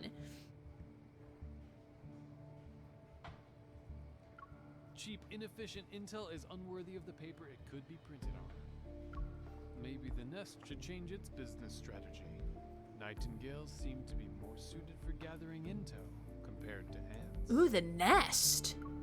As he waits for the Strider to go through the thick stack of documents, he brainstorms ideas for how to improve his business. A handmade business card turns in his hands, and light flows across the name Randall. It's rather ordinary. There aren't many moles left in the N109 zone. Wasting them on Ever's scraps isn't worth it. I should save them for something worthwhile. That vengeful merman doesn't need new lists for now either. What a shame. The vengeful merman. Oh, that's Raph. That's Raphael. Is this the guy? Is this the quiet guy? The Oak Elder behind Biosun Pharmaceuticals isn't easy to fool. This business, I need to carefully consider its next move. A flash of light appears outside the floor-to-ceiling windows and quickly fades. Randall pauses for a moment, then he looks at the clock. The hour hand hasn't reached 12 yet. Even in fairy tales, he should be safe at this time. If the magic hasn't failed, then trouble is knocking on the door. Two figures appear on the observation deck outside. One of them pushes open the glass door and walks in without any hesitation. He speaks as if he's here to collect rent. Is it Xavier? Yup. I heard you have intel on Ever modifying my suppressor. Oh! He's making a house call. Xavier, you know how to contact me. Is it really necessary to show up at my door in the middle of the night? And we're with him, too. Also, if you're going to show up at this hour, you should have used your evil to wrap yourself in light before letting the particles slowly disperse. It would have been more fairy tale-like. Jesus Christ, Randall. I don't read fairy tales. What a waste of evil. Oh, miss. You're here together. Yeah, because we're dating. We smooch. We fuck. Is that a problem? Have we met? I've seen you at the Nest, or rather I saw you, but you didn't see me. Oh, is this quiet? This has to be quiet, guy. Catch the business card he tosses my way and study it for a bit. I soon spot a small line of text under several cute mushroom illustrations. Hold on. Wait. Pause. Does this man really have mushroom decorations on his business card? I need to do that. I need to do that now. I'm like currently doing a brand. I currently am working on a rebrand, so I definitely need to have cute mushrooms on my business card now. Point out, this was the last one I listened to before stream started. Okay, bet. Okay, cool. The Nest. Randall. So you were the one who designated me as prey for hunting day. You're giving me too much credit. My relationship with the Nest is about as intimate as a pair of exes. I mean, exes could be intimate. You never know. Nothing is unusual about his expression. I'm about to drop the subject when I hear Xavier speak. The Nest doesn't have an owner, but whoever serves as its face gets shifted around. It's his turn for now. That's confidential information. You say it like it's not a surprise. Oh.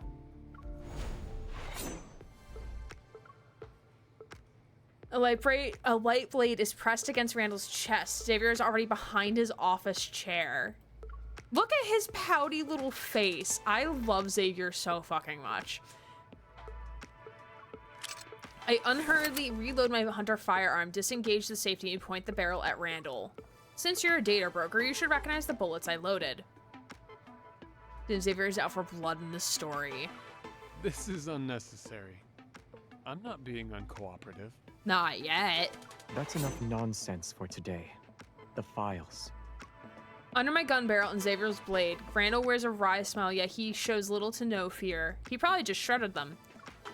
He inputs a series of passwords on the table and scans both of his palm prints. A hidden compartment slides out. Xavier uses his sword to pick up one of the papers. He glances at it quickly before setting it down. That's it? This is all I can get. The Gaia Biotechnology Research Center isn't a haphazard operation. It's not the same institute as before. Xavier nods at me from across the table. I understand what he's implying. Then I put my gun in its holster and retreat to the floor-to-ceiling window.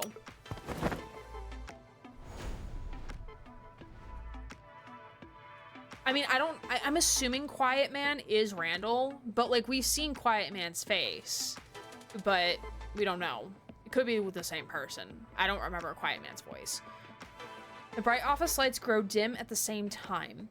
When we're plunged into darkness, Xavier returns to my side. Before we teleport away, I faintly hear him bid Randall farewell. Your services aren't special in the slightest. That's harsh, don't you think?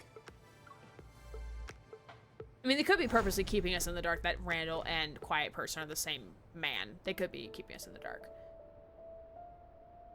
I don't think they are, but they could be. I can send a message that confirms Isaiah's intel is accurate to Jeremiah. Maybe that'll help him trust Isaiah a little more. Why didn't you take the papers with you? Leaving them with Randall means he'll sell them as intel again. The buyers won't know I'm aware of what's in them. If they want to utilize that intel against me, then we can use it against them. Valid. You're quite the strategist, huh? I'm impressed. What's on it? Is there a way to remove the suppressor? Javril touches his neck and slowly shakes his head. There wasn't much.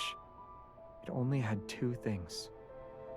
Modifying the suppressor wasn't Ever's main purpose when they captured me. I don't remember them capturing him. Gaia Biotech wanted my evol genes, but the suppressor made extraction impossible. So they made a last-minute request to Soren. They asked him to modify the suppressor. The second part said that Soren's modification was successful. He strengthened the suppressor's restrictive effect. The evil I can use is more limited now. Aww. That bastard. Where exactly did your suppressor come from? And why was Soren able to modify it? This question has been weighing on my mind for so long. Now is an appropriate moment to ask it. Thought there was another extraordinary, complex, and troubling story behind the suppressor, but I never expected. My family made it for me. Oh, Xavier! Your family? Yes. It was originally made to protect me. Oh, was he, like, using his evil, like, so much and, like, he just couldn't control it? On Philos, an evolver's evol energy and life force are one and the same. Using your evol means you're consuming your own life for power. On Earth, we're displaced in time and space. The energy we consume can't be regenerated. The suppressor protects me through restraint. The sound of my heartbeat is amplified in my ears. I almost doubt that what I'm hearing is real. Despite all of this, Xavier can still sound so calm. Of course he could. He knew this was his fate for a long time. What else could he do aside from getting used to it and remaining detached? Are you that surprised? What you're basically saying is we shouldn't remove the suppressor. No wonder Isaiah said it'd be suicide if we do that. I tighten my grip on Xavier's hand and deliberately repeat those words. We can't remove it. Did you forget what I just said? Xavier casually squeezes my hand, his tone becoming more relaxed. The documents didn't reveal a method to remove the suppressor. So launching a surprise attack against Soren now would be difficult. When we wake up tomorrow, we'll need to think of new approaches. Are you really giving up on removing the suppressor? I don't have a choice. Researching these technological mechanisms isn't something I'm good at. I can't do it. Seeing him shake his head with genuine sincerity, I actually feel relieved. An emergency call from Jeremiah. Oh shit.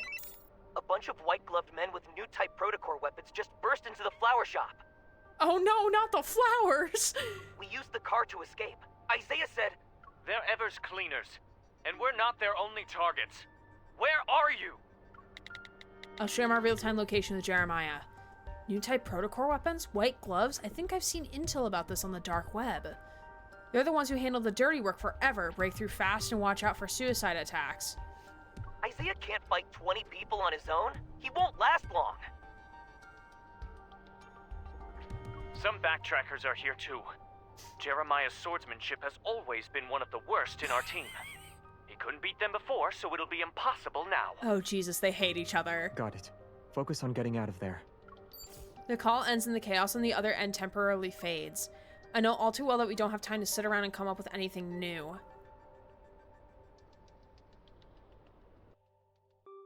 Ooh. Interesting. Alright, I need more chapstick.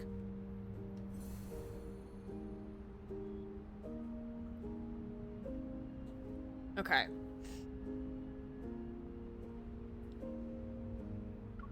Suppressor, chapter 9.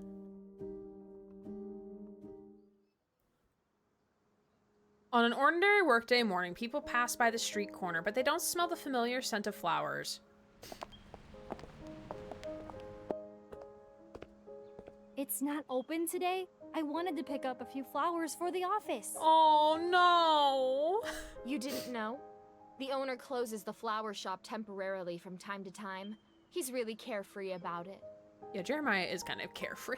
Young people like him who open flower shops in the bustling parts of big cities usually have that wanderlust spirit. They leave whenever they feel like it. Oh, I like how it like fades out like as they walk away. That's kind of cool. The customer who wanted to buy flowers doesn't give up and approaches the glass door to look inside the shop.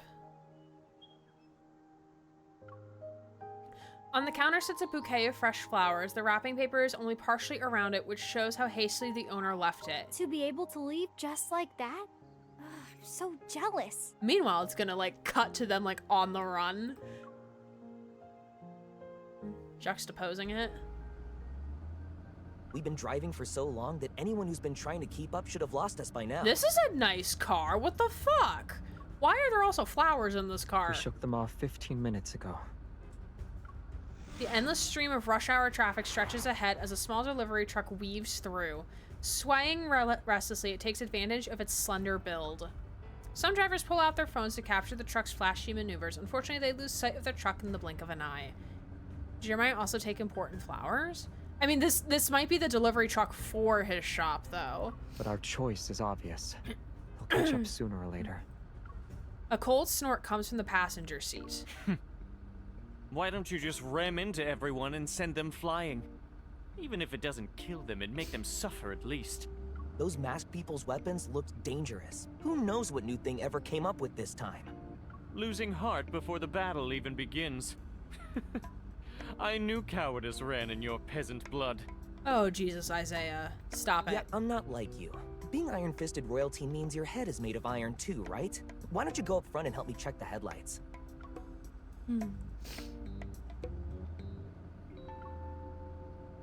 Before this battle can escalate further, I shrink back and retreat to Xavier's side. If circumstances hadn't forced our hand, there wouldn't be a place for you in my squad. Don't mind us, we're cuddling in the back seat, it's fine. You'll be perfect as No Hunt Zone number 99's headmaster. You'll deal with those mutated wanderers with impure bloodlines and their biological dilemmas. Listening to the ongoing mockery from the front seat, I rub my ears and lower my volume. Are they really going to be okay like this? They worked well when they were running. This is how they relax. You gotta be shitting me, Xavier. If they have time to argue, it means the situation isn't dire. You can use this as a chance to relax too. That sneeze really did me in, holy shit.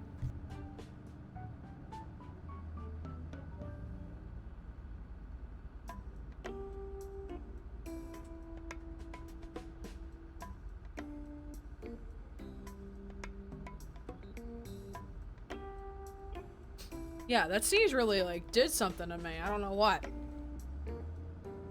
Xavier, your definition of relax and theirs are completely different, right? When there's no threat nearby, they become each other's biggest threat. Yeah. Our team's dynamic has always been like this. Mature and spirited. That sneeze opened up a portal or something. Yeah, it just, like, decided to unblock so much, like, congestion, I guess, or make me super congestion. Now I have to try to get it out, is what's happening. The back of the small truck has been modified to hold more medium and large-sized plants. Xavier and I pluck a banana leaf to sit on. We're nestled among the plants with two zen stowaways. Your suppressor just flashed. Xavier tilts his chin, which makes it easier for me to touch the suppressor on his neck. It's normal for it to flash. You've seen it happen before. Have I? Doesn't that mean you're consuming your energy beyond the safety threshold, though? Not necessarily. It might just be malfunctioning. That's not good. After all, the more advanced the tech, the more prone it is to wear and tear. It's been working tirelessly for many, many years. Stop trying to trick me with a straight face. I'm telling the truth. It's been in service longer than an average spaceship used for time travel. And it's been modified over the years. Malfunctions are normal. And he's so chill about this? Brother.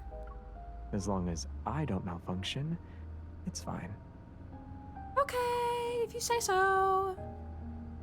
A few speckles of light float up from his palm. Their glow is the same as they usually is when I push them with my finger. They spin in circles. From its birth to its death, a star witnesses the passing of billions of years. Its energy is enough to outlast several generations on Earth. I don't like this save. Xavier. Xavier? Xavier. Even if there's a day when I run out of energy, it won't happen for a very long time. Okay, sure, buddy, whatever you say. You're really optimistic. I've acknowledged the suppressor's existence, but seeing Xavier affected by it makes me feel even worse. The red light is like a countdown before an ending arrives. Its presence alone fills me with unease. They head straight for Philo because there's a group of backtrackers who sided with Soren, and they're after you? Other backtrackers weren't hostile towards Xavier. They didn't target him the way Soren did either, but now... The backtrackers were never a harmonious group to begin with. Who knows how many people are putting their pent-up resentment on his shoulders? I'm gonna try to blow my nose real fast. I'll be right back.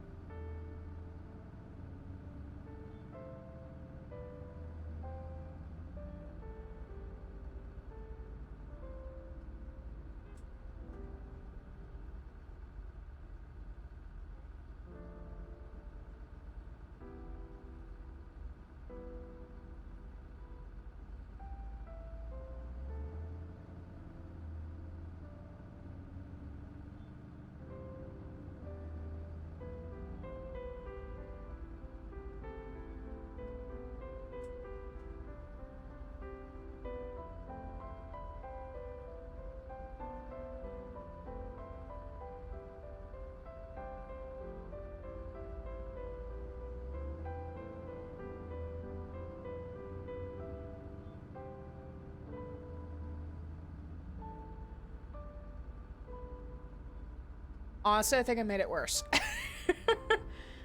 My voice doesn't even feel tired. It's just like,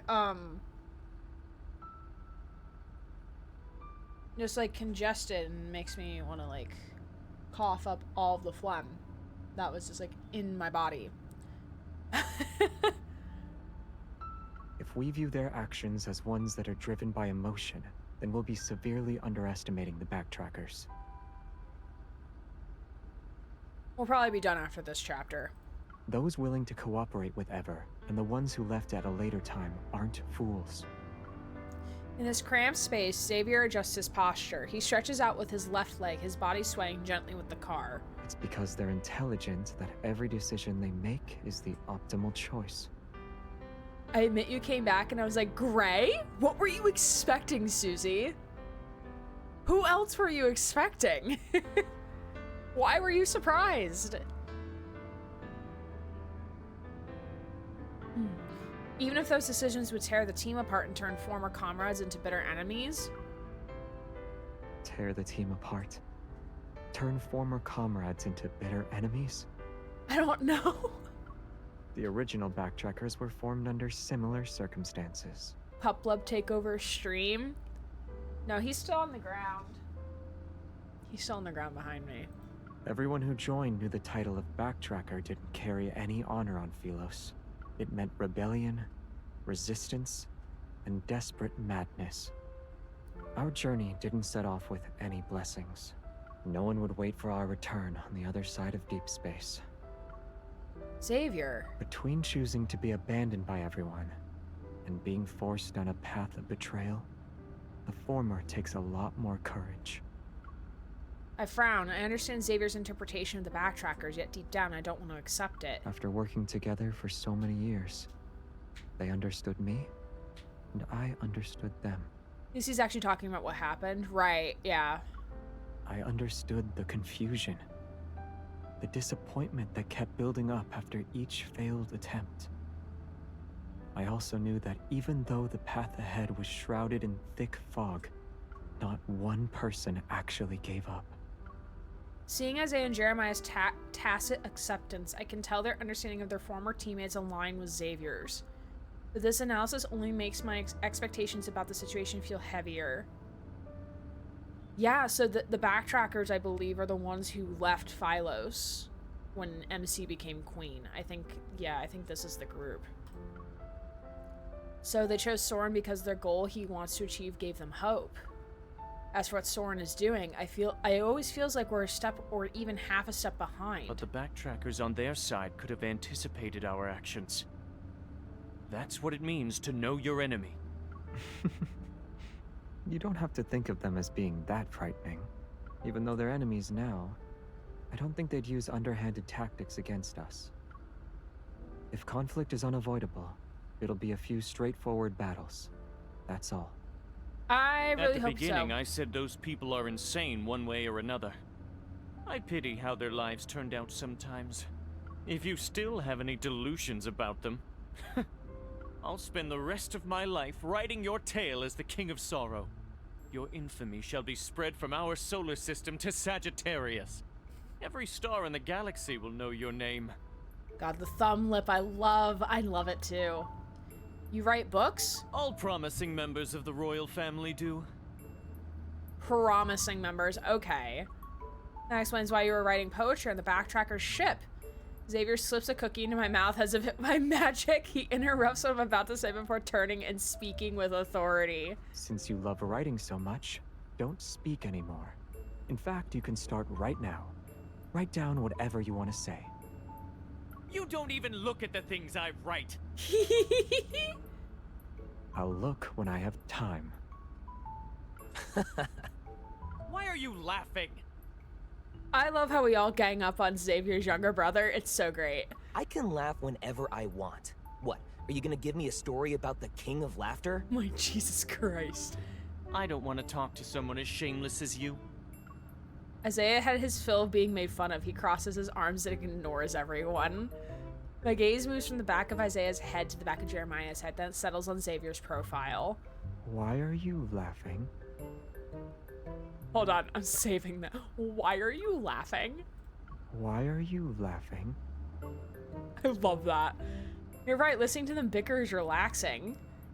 Xavier shakes his head with a hint of resignation and leans against the heavy flower pot. He's quiet for a moment, then he softly chuckles. I thought he was gonna fall asleep, like right here. I mean, I wouldn't blame him, but like, yeah. By the way, where did that cookie come from? I picked it from a tree. Jeremiah prepared a tree as a gift for an important client. We're stealing some cookies, so don't let him catch us. Oh, Oh shit, we're stealing cookies? With the gift? Seeing him pull down the small gift box along with a couple of leaves, I swallow my cookie and move closer to the tree. Xavier, you're wrong about one thing. If I were in your homeland, I would wait for your return. And...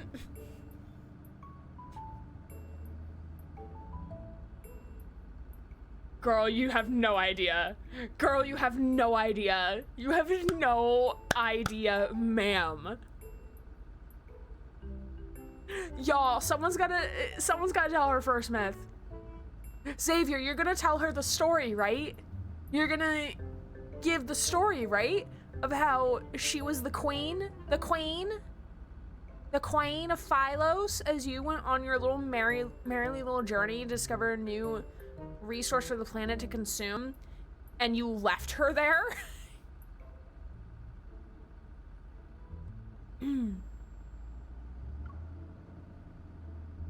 So you'll be like, you did in a past life. Oh, he's not gonna say shit. Oh, okay. That's fine.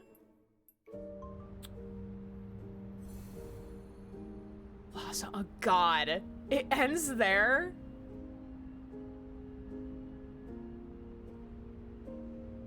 Well, fuck. I said that was gonna be the last one, but like, I think my voice can keep going. It's more congestion than my voice actually hurting. Actual rage bait. Following Jeremiah's plan, we speed along the suburban highway for a while before heading towards the aerial tunnel. Once we enter the ultra high-speed tunnel, we can lose our pursuers and buy ourselves enough time to regroup. But from a distance, we can see the checkpoint before the tunnel. It's flashing red like an ominous warning. A thin mist is stained with cold crimson. Looks like it's closed. What a coincidence, don't tell me. Their influence doesn't reach that far. Let's split up and scout the area. We'll meet up at the southwest corner of the rest stop in 10 minutes. 5 minutes. Okay, bet. After dropping us off at the intersection leading to the rest stop, Jeremiah makes a gesture behind the truck window and slowly drives away. His gesture was cool, but his little truck is covered in battle scars. A sign that says Philo's Fresh Flower Delivery has been worn down to just a pea. Oh no. Oh no.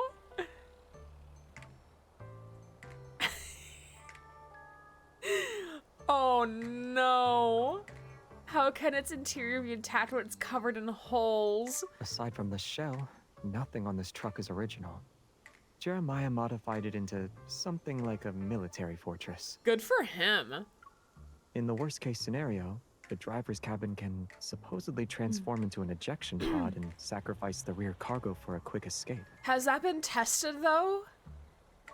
In other words, it could sacrifice the flower pots, plants, and us. After this is over, I'll ask Jeremiah to expand the ejection pod a little. I nod. Okay, bet.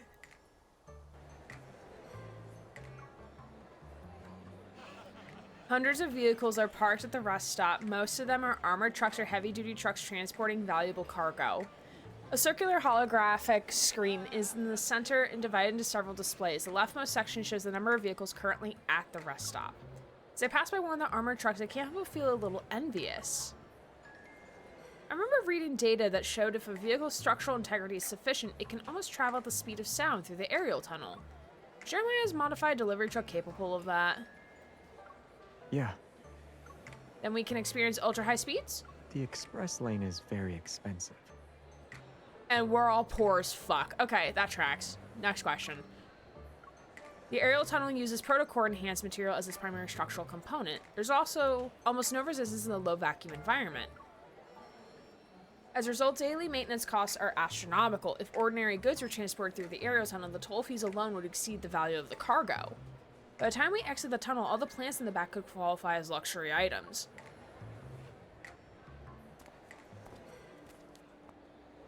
Tunnel instability is normal. It's been in operation for 2 or 3 years. When will it reopen? Who knows? If you can't wait, just use the regular highway. They said it involves stuff like abnormal magnetic fields and unusual energy fluctuations. Huh? Huh. They won't reopen the tunnel until the situation stabilizes. Interesting. Maybe a hunter or two should check that out, huh?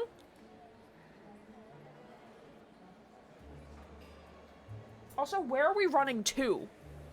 Where's our end goal here? Long distance transport is so exhausting. You might as well rest like me and find a massage pod to lie down in.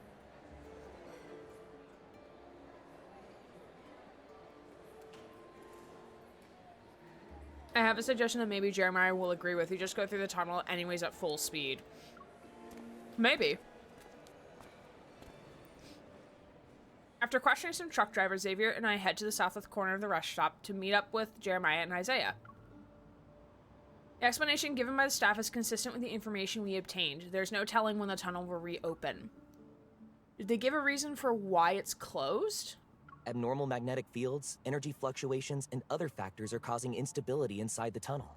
MC, were you not paying attention to either of those two exhibitions we just heard? I guess not. It's fine. That's just a catch-all excuse. So what's the plan? Will we keep waiting or take a different route? There's only one way to enter the aerial tunnel. If we turn back now, there's a chance we'll run into our pursuers. But if we wait here too long, it's only a matter of time before they catch up to us.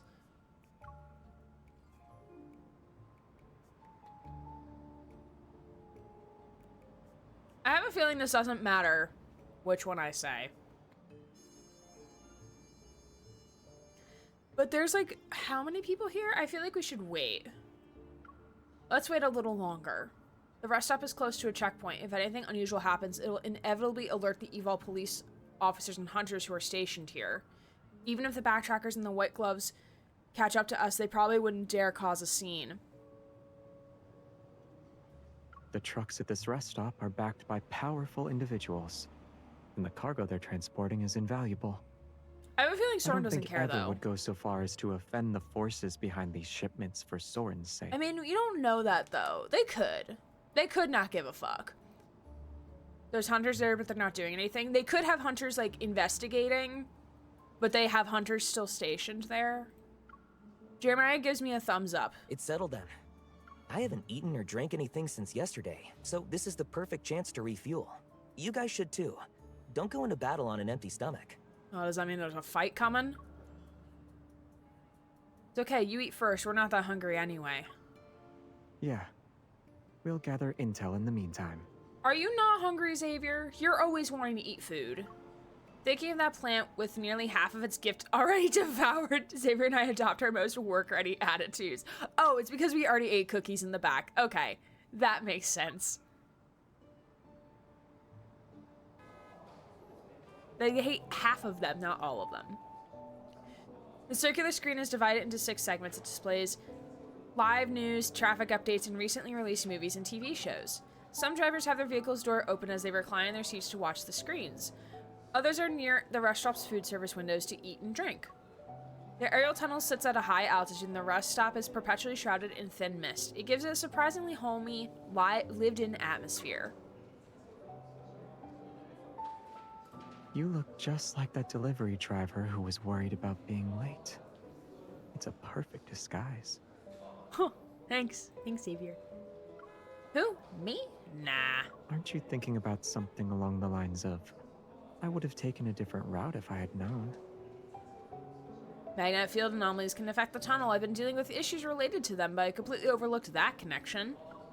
Xavier nods and begins to count. In that case, we should hold Jeremiah responsible. He was driving the truck. Isaiah bears a lot of responsibility too. If he hadn't attracted those pursuers, we could have had time to plan alternative routes. Why are we blaming them? Since I planned to act alone and didn't properly supervise them, I bear most of the responsibility. With his calculations, the responsibility for one mistake doesn't seem like enough to go around for 4 people. I feel somewhat helpless. You're making it sound like everyone's at fault. You don't need to create a list. I'm not doing that. What I said is true. None of us are mindless puppets. So every action we took was inevitably shaped by everyone's thoughts and decisions. Let's put Jeremiah aside. If Isaiah found out you wanted to take all the responsibility, what do you think his reaction would be? He's listing grievances? That's right, that's true. He called me a sucker? He'd do more than that. He'll scold me for playing dumb, call Jeremiah a coward, and declare that he was also part of the mistake with his head held high. He really is your cousin. He furrows his brow. He surprisingly looks unhappy. I know Xavier is right. In a battle where allies fight side by side, wanting to take on the responsibilities disrespectful to your fellow teammates. Oh, maybe he's scowling because, like, he's not the cousin. He's a brother. You could try not throwing your other teammates under the bus next time you want to comfort someone. I'm worried that Jeremiah will be so sick of us that he'll turn into fertilizer one day. You don't like what I said? I do. Seeing me sigh yet also feel relieved, Xavier reveals any understanding smile and leans to the side. He idly looks around. I noticed you kept frowning and then looking up.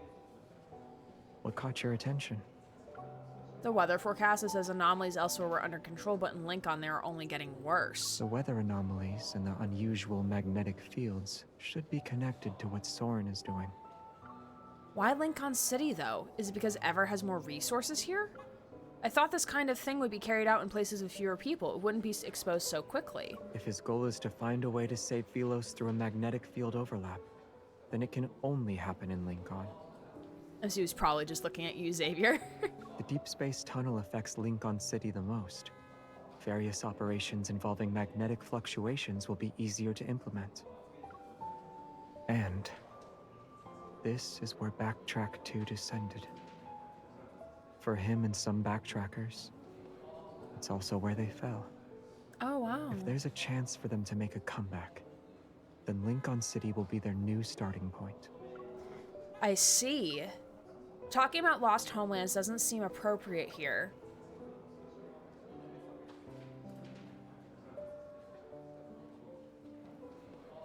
Too bad I don't have the chance to ask other backtrackers how they've been doing on Earth.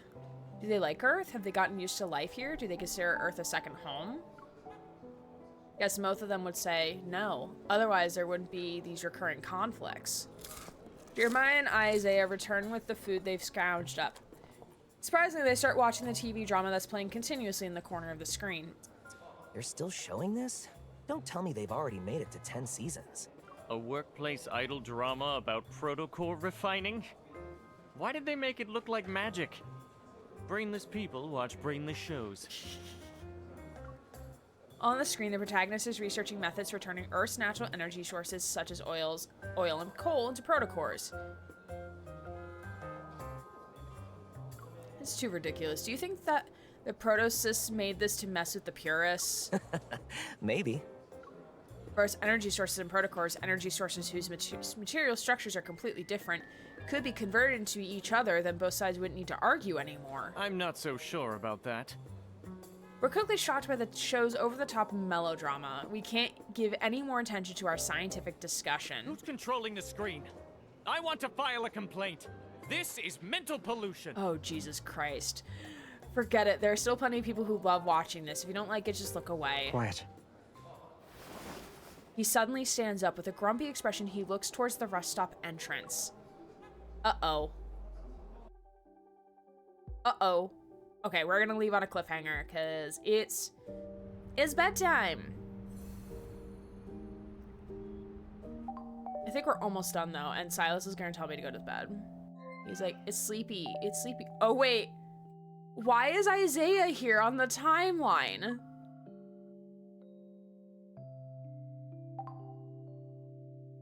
Mr. Hit is here. You use social media? That's so fucking funny. Get him off the timeline, sir. Hi, Caleb. Boop. There's so much text. And it's nothing but annotations. A diagram would be clearer. Alright, but we're gonna head off for the night. I do appreciate y'all spending your time with us. And why aren't my captions working? The fuck? Okay, that's a tomorrow graphics problem. Okay.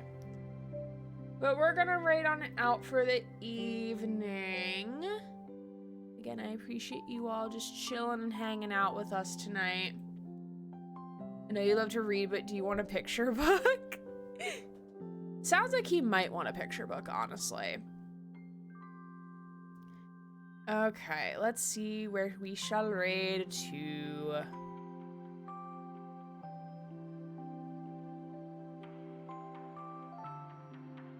Let's see, I'm just taking a quick look here.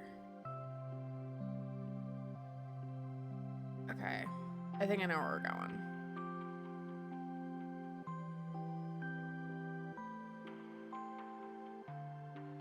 Okay, we're gonna go right on over to Combat Oven, who is celebrating their 3rd affiliate anniversary. So we're gonna go right on over. If you like what they're up to, drop a follow on their channel. Be sure to wish them a happy affiliate anniversary and just have a good time. They're playing Faraday Protocol, which I have no idea what this is, but it looks very interesting. And then I will be back on Sunday for more Great Ace Attorney Chronicles.